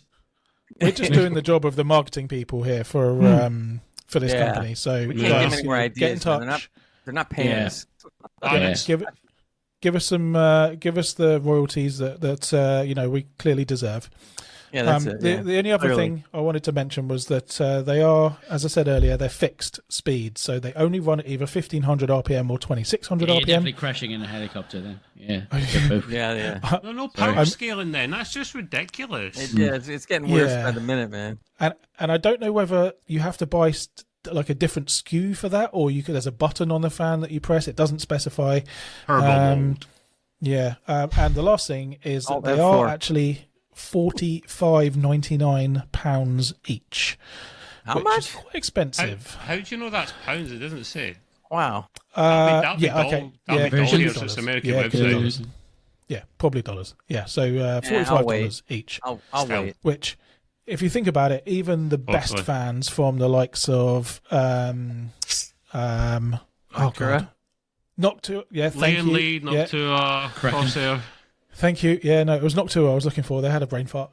Even the best fans from Noctua are not that expensive, and I can guarantee that these fans are not going to push the same kind of airflow as Noctua fans are. So, the best fans I've ever saw were the Corsair ones that magnetically link together. I was looking into getting them so I don't have multiple cables coming out, and the fact that these Corsair fans can actually they should have done this years ago. I don't know why no one didn't think of it. You just click them all together up to, I can't remember what the maximum was, and controlled by one hub. And I thought, I'm going to put them in my PC. And they were about £30 each. So, and I thought that was costly. Yeah, they are costly. Leanne Lee does that as well, the Unifan, and I think they've done it better than Corsair have done. They're really cool. I like those a lot. But yeah, I won't be buying these. What about you guys? No. No. To tell you the truth, besides everything you just said, they can't even get RGB to run right in computers, and I'm going to trust this thing. You could maybe argue that $46, so what's that, like £35, £33, something like that, would have been okay for a fan if it had all the current features that we're used to, PW control, RGB, and controllable RGB outside the holograms, all that kind of stuff, but and native software, then I could maybe, for example, right, I've got 3 fans that came with a case pulling air in. I've got 3 fans for the rad. I've got 3 fans at the bottom that I haven't fitted yet. That is one solid block, which is really cool, RGB, that will take more air into the case. But I've got a 140mm fan at the back. So that's the bigger one for those that are not into these things, not the standard one, the much bigger one, taking air out. And it's looking right at me. So if they'd done everything I just suggested a moment ago, I could have had that 140mm fan at the back with a nice, pretty person or thing or anything, just looking right at me. Just that one fan, I would have got one on its own at the back, but they don't do that, so I'm out. That's you could put that space station that's swiveling around on Elite Dangerous. Yeah. You can put or you that can get on the one that's spinning at 1,000 miles an hour. Yeah, that's the one. Yeah, that was great. One thing I will say though, right? Lantern light. I want to give some credit where credit is due. So I will say this that every time that someone invents something new, it's always the worst version of it, right? It's just barely past prototyping. So this is going to get better, and in 3, 4, 5 years, who knows? And we more might expensive. see really, really good fans with cool holograms on them that aren't really holograms but actually look like holograms. And the price might come down, and you might be able to control them through your PC. So just also keep big an eye supply too. So hey. Yeah. So that's Coolify. That's the Holo fans from Coolify. All right. Nice. We're going to move on. We got a bunch of stuff more to cover. So we're going to switch gears to game news. I never miss an episode of the Extreme Gaming Podcast. Well, mainly because they hired me to work for them. And Trev's going to lead off. Yo, I bookmarked videocars.com, Tar, because you've used that quite a few times, and I like it. I didn't bookmark it before because I was like, well, I love video cards, but if it's just about video cards, I'm not wanting a website just for that, but it's not. There's obviously everything there. So no, it's just a new site. Yeah, really good source. They do, in my opinion, the best gaming tech journalism on the internet. I need more sources because I had VGC for the gaming stuff and then WCCF Tech, which some people don't like for my hardware stuff, but now I've got another source, so thank you, my man. Right, yeah, so gaming news from my point of view. So before we start, I need to ask Tarl to show us his hands here because I don't trust him on the next bit of news. He gets a bit excited. It's Half-Life 3. Yes, Half-Life 3 news, yes. It's been cancelled. And April Fools! Oh my god, you absolute jerk. What is wrong with you? Oh my god. That is, you've got a marking that. I'm marking that for a club. That is gold. God. I actually just had like an almost mini panic attack there. Jesus. Well, the reason Raz will be telling me to keep his hands where we can see him is he gets really too excited for Half-Life 3. Yeah. I am too. And we all are. If we're all PC gamers here at heart, then we are all excited about the Half-Life franchise. Now, I won't go over old stuff before, but Valve do such a good job of keeping things secret. I wish more people could do that. We think because they're a private company, that people are happy inside the company, rather, so they don't want to blab and talk and spread rumours. It's their baby. They want to keep it under wraps until it's ready to be announced. That's the way it should always be. So as time goes on, I'm thinking more and more Half-Life 3 is going to become a thing, or at least be announced this year for maybe release next year or something. Mm-hmm. Now, the headline is, and we take everything with a pinch of salt, always, of course, goes without saying, it may be getting close to release as the game is reportedly in the optimization phase. Now, this is Valve quality. They don't release games buggy. They don't release early access games. They don't release many games full stop. But when they do, it's they will polish it. So this is now the polishing state. Nintendo do this as well. I remember Tears of the Kingdom was delayed for up to a year. It was already, they want to polish the hell out of it, which I respect. I would rather companies do that. I think Valve are doing the same here as well. The rumours are that internal colleagues with internal friends and family of colleagues are testing the game as we speak, known by the code name of HLX. Now, that could be anything, but I mean, it's very kind of obvious what it's alluding to and what it's pointing to. These are just little clues that people have been picking up when they've found things in internal systems and whatnot, and they're very vague. Data mining is what it's called, and they're doing the people that are best at data mining are going completely bonkers. They're trying to dig anything they can get. I've got, and I don't blame them. I mean, it's a lucrative job for some people. So, not much more is known apart from that, but don't be surprised if I think Summer Games Fest, they might come out and go to Jeff, right, here we go, announce this. And I don't think it will come out this year. I think just the announcement, they want to polish it for a while, it'll come out next year. They want to avoid GTA 6. Nice one, Gray. I saw that. Yeah. They want to avoid GTA 6, so that's why if they announce it this year, it will come out next year, I think. And oh my God, Raza, you must be a Half-Life fan or played it in the past. Your I've played thoughts? it, yes. I'm excited for it. I mean, I bought Half-Life Alyx, but I actually haven't played that yet because of EDCoPilot. So I need to try it out. And Gray, you need to try it because you've got your Quest 3. I know. Half-Life Alyx is the best VR game, period. They literally they wrote the book in VR. They brought out one of the first major headsets, Val, and they've literally made this from the ground up in VR. And people were bitching and moaning, oh, why didn't you bring out like a proper version of it? Because they didn't want to. It was supposed to be a VR bloody game. Exactly Go what over it was. Yeah, I use a Vive Pro headset. That's from Valve. That is a very good headset. Excellent. And I've had it for 6 years, and it's still fantastic. And it's the specs are great. I mean, can't complain with their products at all. It's such a stunning game. Everything's done so well, from the graphics to the game mechanics, the movement, all that stuff, the story. So just give us Half-Life 3 and then call it quits, and then give us the Last of Us Part 3, and I'll be happy with life. Life's complete then. Just Half-Life 3. Don't care about the other one. I was going to say, do you think they're going to come out with a Half-Life 3 VR eventually? No, it'd be Half-Life Alyx 2 or something. No, that's a one-off. I think that's a one-off from them. Yeah, okay. They could do like a side story, maybe Half-Life 3 with a side story that's in VR. That'd be cool. Or DLC VR. Or, better idea, bring out Half-Life 3, but make it compatible for a VR headset as well. I mean, I'm not saying it's... VR mode, like Elite Dangerous has, right? Right, exactly. Black screen, or you can play it in VR. That would be Why good. not? Right. Yeah, I think a lot of games should do that, to be honest. And it's much easier to do at the design stage than having to go back and do it later on, because you see people trying to backport Half-Life Alyx and try and make it a standard shooter game without the headset, and all these things and modifications have to do. And I'm like, it's so much more work. Just bake it in at the start. They did that for Alien Isolation, where it was just a mod and it was just chunky. I think they did a third-person mod for Half-Life Alyx, if I remember right. Somebody was messing with that. So you actually that is blasphemy. I never want to see Alex or Gordon Freeman. You never see your hero.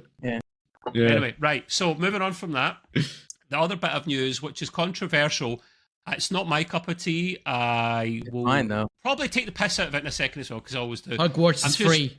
I'm just really, really surprised. Hogwarts Legacy, the expansion that we're working on, a kind of decent size expansion, has been scrapped. Now, Warner Brothers are a bit in the doo-doo here. The man that runs them, was it Dave Zasloff, Greg? Yeah.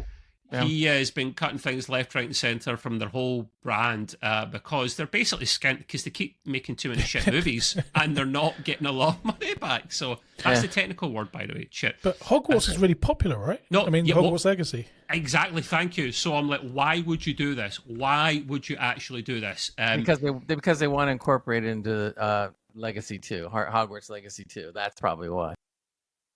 Who's running this segment right now, Grey Gamer 25? Is it you or me? I agree, Gay.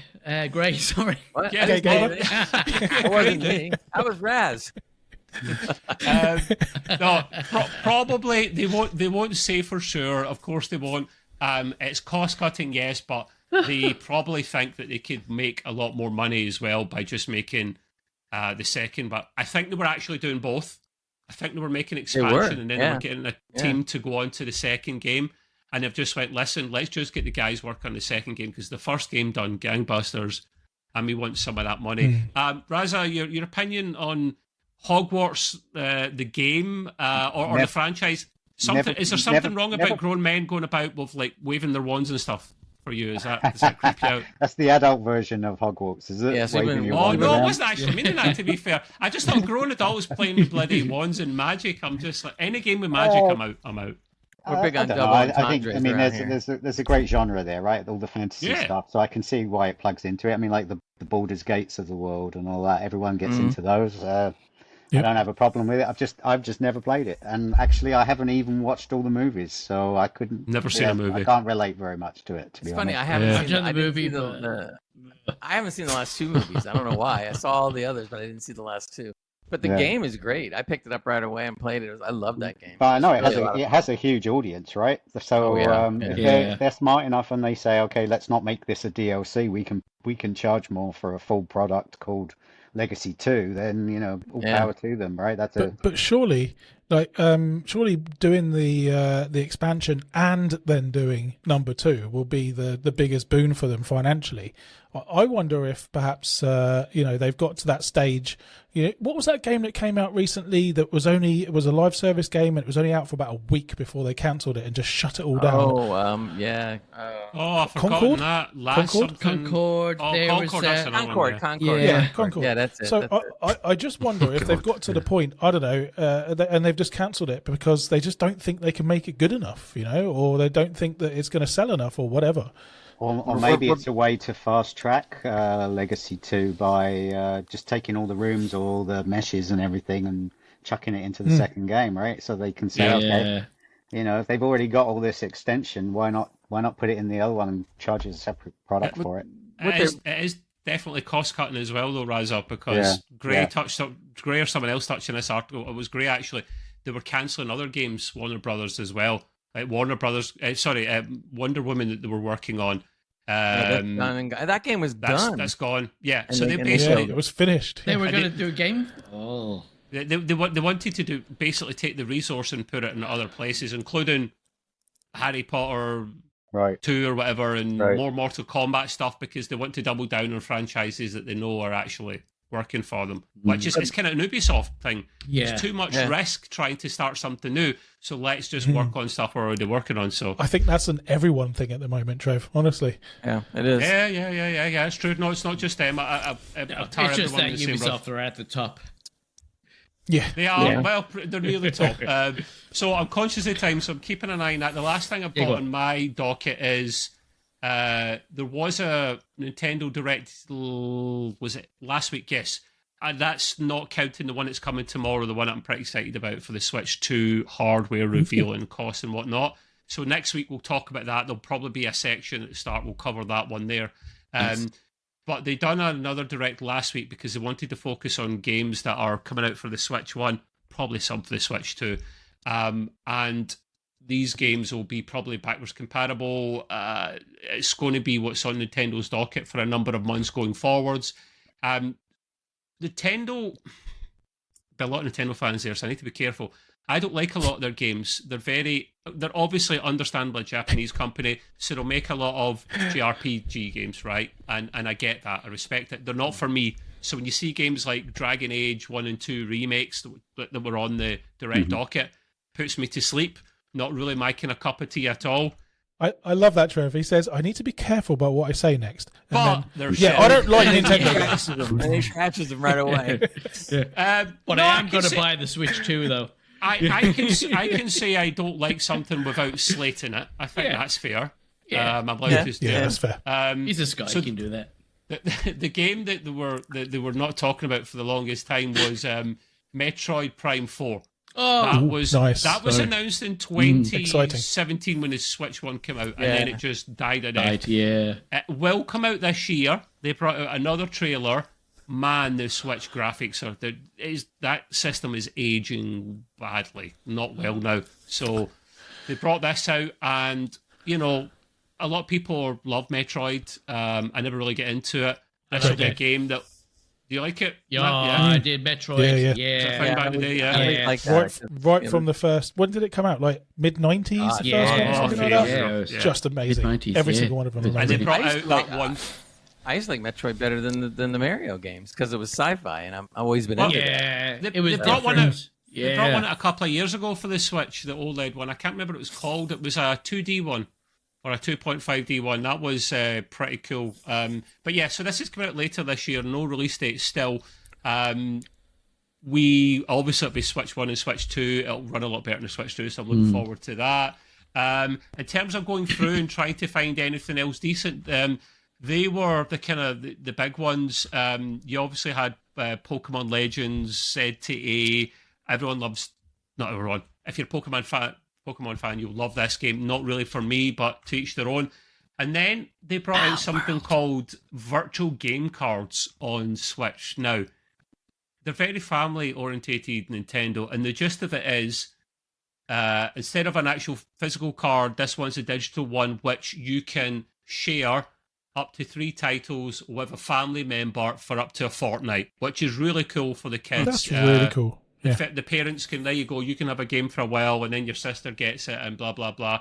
Mm-hmm. And it only works with consoles directly beside each other to stop people scamming the system. Oh, so you couldn't give it to your friend who lives somewhere else? No, because they would rip the piss out of that one, sir, you know, including me. Oh, yeah. Including me, I would be doing that. So it's sensible. This is a good thing they've done. I like them do things. I'm not like that. Aye, right. Yes, very good, Matt. You tell yourself that. They've got emulators, anyone? They've got Marvel Cosmic Invasion. It's a Grail love this. An old kind of, is it 16-bit, 8-bit type game? Oh yeah, Master. Oh, he'd love this. See, the thing is, Raza, despite Gray being around since the dawn of time and graphics, you think he'd be used to this, but he's not. He hates it, and his theory is sound. He's moved on from that. He doesn't. He still loves the Elite in the Wire graphics. No. Wireframe, yeah, the wireframe. Yeah, they should have a wireframe mode. Yeah, absolutely. That would be cool, great. wouldn't it? Yeah. The last thing they had was. Oh, you go, Gray? What you saying? No, go ahead. Go ahead. The last thing they had on the it wasn't an amazing direct. You wouldn't expect it to be just before the Billy Big Balls direct comes out next week, essentially for the Switch 2. They had an app coming out last week called Nintendo Direct, which is basically their app, and they had a music app that released a few months ago. All the classic Nintendo music from all the games of all time, if you've got an online subscription, you could access. And if you're a big Nintendo fanboy or girl, you'll find that cool. Nintendo Today it's called, and it's literally just going to be their news service. They can push news articles, a new game's shadow drop, boom, push to your phone. You know about it straight away. So it's a cool way to engage with customers going forwards. But apart from that, not an exciting one. Next week we'll literally probably spend the first kind of little chunk talking about the Switch 2 stuff, prices, when it's coming out. But that is me for today. All right. Nice. I will kind of pick up the gauntlet, as I say, and with some more game news. I thought this was kind of interesting. It was an article that came out that says Valve had considered, they didn't do it, but they had considered making a mediocre game, in quotes, before Half-Life to build the team up, and etc. But the execs and stuff decided, look, especially the marketing execs decided, if you're going to do that, he says, then you're going to fail. Because that's not the way Valve does things. And so I'm kind of glad that didn't happen. I understand why they were thinking about it, but that could have really hurt the sales, of Half-Life 3 when it comes out, etc. So why would you want to make a mediocre game just to, that's what everybody tries to do. They try to make some kind of a DLC thing in between, and, it turns out to be crap, and no one cares. Wait, right? Gray, sorry, clarification. Are you saying that before Half-Life, as in the original Half-Life, they considered making a mediocre game, or are they saying before Half-Life 3? Blasphemy. From what I'm seeing here, I think it was before Half-Life 3 to get them back into it, back into the gist. So Half-Life 3 confirmed then? Is that what I'm hearing? Well, we already know that's coming, Tarl. Come on. Wait, it's still rumored. God. Okay, your hands. It just There's makes no me official laugh. confirmation, but give me a break. Valve has been releasing all these teases for reasons. This whole concept of getting everybody in a room and saying, okay, we're planning to make a mediocre game. Who's in? Oh, it's a strange one, isn't it? Really? Ubisoft. Woo! And it's Valve as well. They don't really do mediocre games. They do stellar games. So that's blasphemy right away. Yeah. Because they only make one game every 12 years, so that's usually maybe it's one of those. It's a test of the staff. Whoever puts their hand up is like, okay, we don't want you anymore. You can leave. He's not a good fit. Get him out. Say goodbye. That's a good one. I like that. But what I'm going to go on the next story is one we're really waiting on, and this is Doom: The Dark Ages. So that's coming up in May, I believe. But more and more stuff is starting to come out ahead of it, so we're all kind of getting jazzed. So apparently, this fellow was able to play the game, at least as it exists now. And so I wanted to see, what was up and everything. And wow, man, I sat there. I'm not going to read the whole article, but I'll read bits and pieces. I was reading through this thing going like, oh my God, I can't, I'm going to go completely off the rocker for this game because I have all the other Dooms. But this sounds like above and beyond that. If it's true, this may be the best Doom of the recent Dooms that's ever been done. So this is crazy. So he said he played the game. He said he expected, of course, the intense violence and heavy metal soundtrack and everything. But he said he didn't count on such an exhilarating amount of demon killing variety. He said by the end of the 2-hour demo, it's only 2 hours now, right? So he's this impressed after 2 hours. He says at the end of a 2-hour demo, I used a sawtooth shield to slice through demons like it was Beelzebub's Beyblade, stomped around a war-ravaged city as a colossal mecha slayer, bought a snarling cyber demon to an explosive end by breathing fire directly down its throat. And I'm going like, and what else can you do? Like, so you're reading all that was all before lunch. Yeah, exactly. Well, 2 hours. I'm going like 2 hours. Like, so they just kind of skipped him through different parts of the game, right? So he could experience. But that's not even the half of it. So they said the core combat principle of Doom: The Dark Ages is stand and fight, but that's not to say that you're not going to run. But in a lot of the other games, the 2 previous games, it was really based on speed. You needed to keep running. If you ran or if you slowed down, you were dead. So what they decided to do is, in order to keep it fresh and keep it new, originality, what a concept. They decided that you're going to now stand and fight and be able to eliminate enemies that way, which would be kind of cool. Or run, or both, or whatever. So this is going to be kind of neat. He said you can still strafe and you can still do things like that, but now you can stand your ground. And basically, now that you have a shield with sawtooth blades going around on it, but now the shield is not just the fact that you have the blade around the shield. You can block enemies' incoming attacks. And they said if you time it right, not on every single demon, but on a lot of them, you can actually bash it right back at them and annihilate them. Oh, the little orbs, the green orbs. I'm sitting there going like, ooh, that's new. I want to see that. How good was the soundtrack, Greg?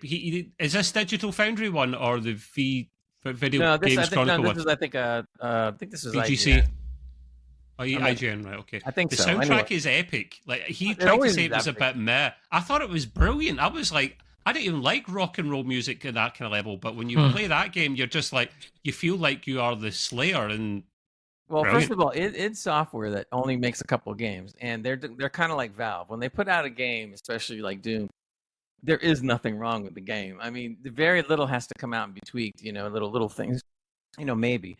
But otherwise, it's. I still stand and say to this day that it is the world's best and greatest optimized games they ever created. I mean, Doom is so well optimized. It's EdTech 8 engine now, I believe. So yeah, it's stunning. I mean, it's just they don't have problems in optimization. They just get through all that. But they did tweak it slightly as well. Great was saying it wasn't a bad game last game like Eternal, but they tweaked it this time around to. Some people didn't like the glory kills because you were actually stopping for a moment and it was breaking up the fluid kind of fast action and motion that you get in that kind of game. So they're taking that stuff away to make it more seamless. Put some other kind of tweaks in as well, which people will like, so that you're continuously moving. Although there's different types of levels. There's ones where you're on that mechanical kind of dragon, and another dragon, and another one where you're in the large mechs. And he's like, I don't know if this is the Digital Foundry guy. He's like, I don't know if I like that. Time will tell. And I'm like, you kidding me? I've always wanted to get one of those massive. What are those? I can't remember what they're called. I'm a shocking Doom fan. The massive OP creature with the horns, like the original bad guy in Doom. They're calling it Mecha Slayers. What based off the alien? Like can't remember what that's called. Raza, what's your? Are you a Doom guy as well? If you're an old school PC player.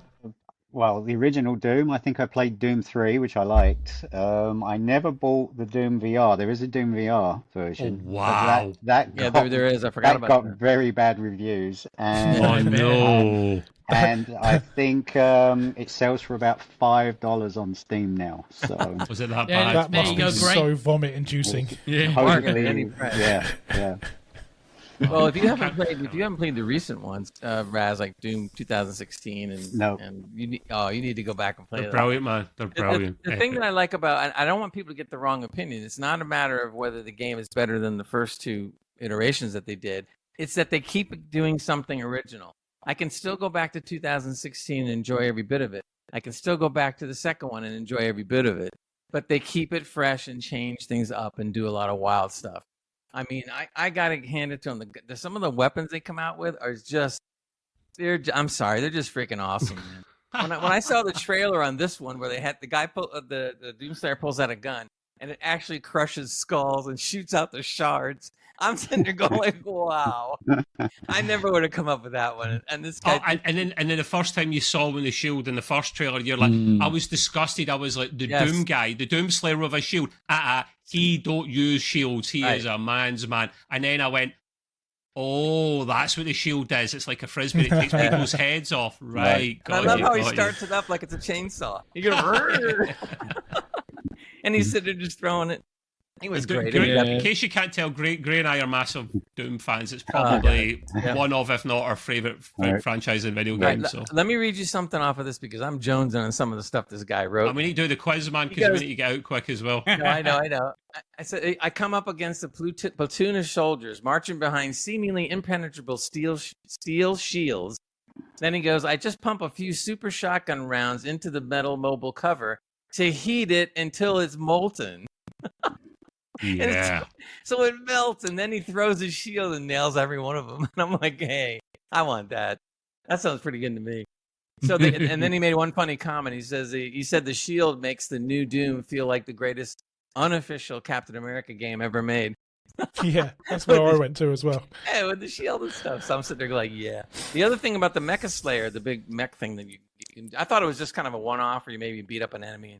That's fine. No, apparently you can jump in this thing and you're going to be able to walk through cities, crushing stuff like Godzilla, and then pounding out more than one big demon in the game. And I'm going like, really? I'm sitting there going like, wow, I can't wait. It's just too much, man. I can't handle it. I'm like Tarl with Half-Life 3, like, first time. Do you think you have what it takes for the Extreme Gaming Quiz? Anyway, we're gonna try to get to the quiz. I think Trev wants to do the quiz. No, the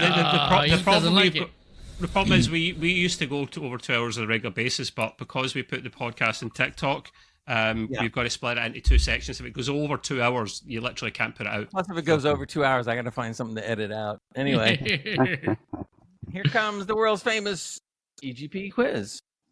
Number 1, what is the name of the virtual place in the Minecraft game? What is the name of the virtual place in the Minecraft game? This could be one of two things. It could be either Realms or the Enderworld. Because it's Minecraft, so well, I'm not going to say. Anybody else? I think the second one that Matt said. Enderworld. Enderworld, yeah.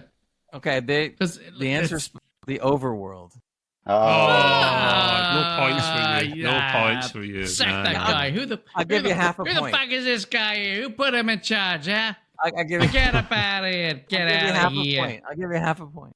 I was just reading about that this morning because, again, there's a movie coming out, Minecraft. Set in the Overworld. I wonder how that's going to be. It looks cool. Oh, that's brand new then, the Overworld. Yeah. Okay, second question. In Animal Crossing, what is the name of the player's anthropomorphic animal neighbor? Gary, yeah, that's it. Or Barry. I played this over COVID time, the New Horizons game, because it was locked up all the time. This is going to annoy me. This is going to annoy me. Aye, Captain. Barry. His name is real interesting. Villager. I don't know, man. There's loads of them. There's creativity. There's loads of them. There's loads of guy. Then there Who are is this guy? Sack him. Hey, look, I had a fun time going anthropomorphic, so at least I was able to say that. Wow, yes, well done, mate. No pass. Right, he's so pleased he said it twice. Yeah. All right, this question is probably more for Trev. You should know this one. But what game developer is known for its Power Glove accessory? What are you trying to say? You call me a worker. What? Nintendo. Why do you assume I would know because it's Power Glove? What are you trying to say? I remember those gloves. Yeah, go on. Sorry. Go ahead, Trev. What do you think it is then? I have no Scooby, man. I don't. Why would I know that? Oh, he's lying. He's lying. Why would I know that? Oh, you're a liar. Power He Glove knows. accessory. He knows have an answer, Carl, at all? Yeah, I think it's Nintendo too. Okay, 2 Nintendos and Trev going, I don't know. Yeah, he doesn't want to say. Trev seems offended for some reason. Yeah. Why would I know the answer to this? He's very red for a Scotch. Hold on. He's trying to call me a wanker. Wait, hang on a minute. He actually hates Nintendo, doesn't he? Yeah. Not picking on Trev. Yeah, you're Go ahead, sacked. Raz. Extra Let points. Raz Nintendo talk. hater. Let Raz talk. Go ahead, Raz. Is it a Mario thing? Maybe I don't know. I've never heard of this thing before. So All It's right, like a Kate. virtual Get glove, out of this kind of question. power glove. Don't know. All right. Sorry. We're getting tight on time. So Matt and Tarl are correct. It is Nintendo. right. Oh, I suck at these. I hate them. Thank you very much, Raza, for coming along. Specifically You're NES, welcome. to be honest. Specifically NES. Yeah. A little bit. So we are Very running out of sweaty time, gloves. like we always do, and we are going to see you next week. Thanks everybody who joined the game. Thank Raz for hanging in there and having fun with us. Thank you, Raz. Raz. Nice Thank to meet you. Thank you. Thanks, Hang guys. about for a moment after Raz. I'll Yeah, word sure. with you. Yep. Okay, 1 second, huh? Let me see if this is going to work. I'm going to play. Oh, look at that. Now we can do dance. not ask the new guy to dance. Leave him alone.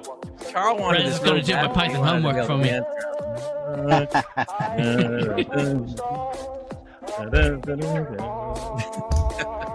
And now, of course, I just take everybody out one at a time. Recognize the music, Raza? Wait, yeah, This is Fallout. how Trev dances, by the way. We'll This is why Y'all he's in next week. Scotland. Bye, goodbye.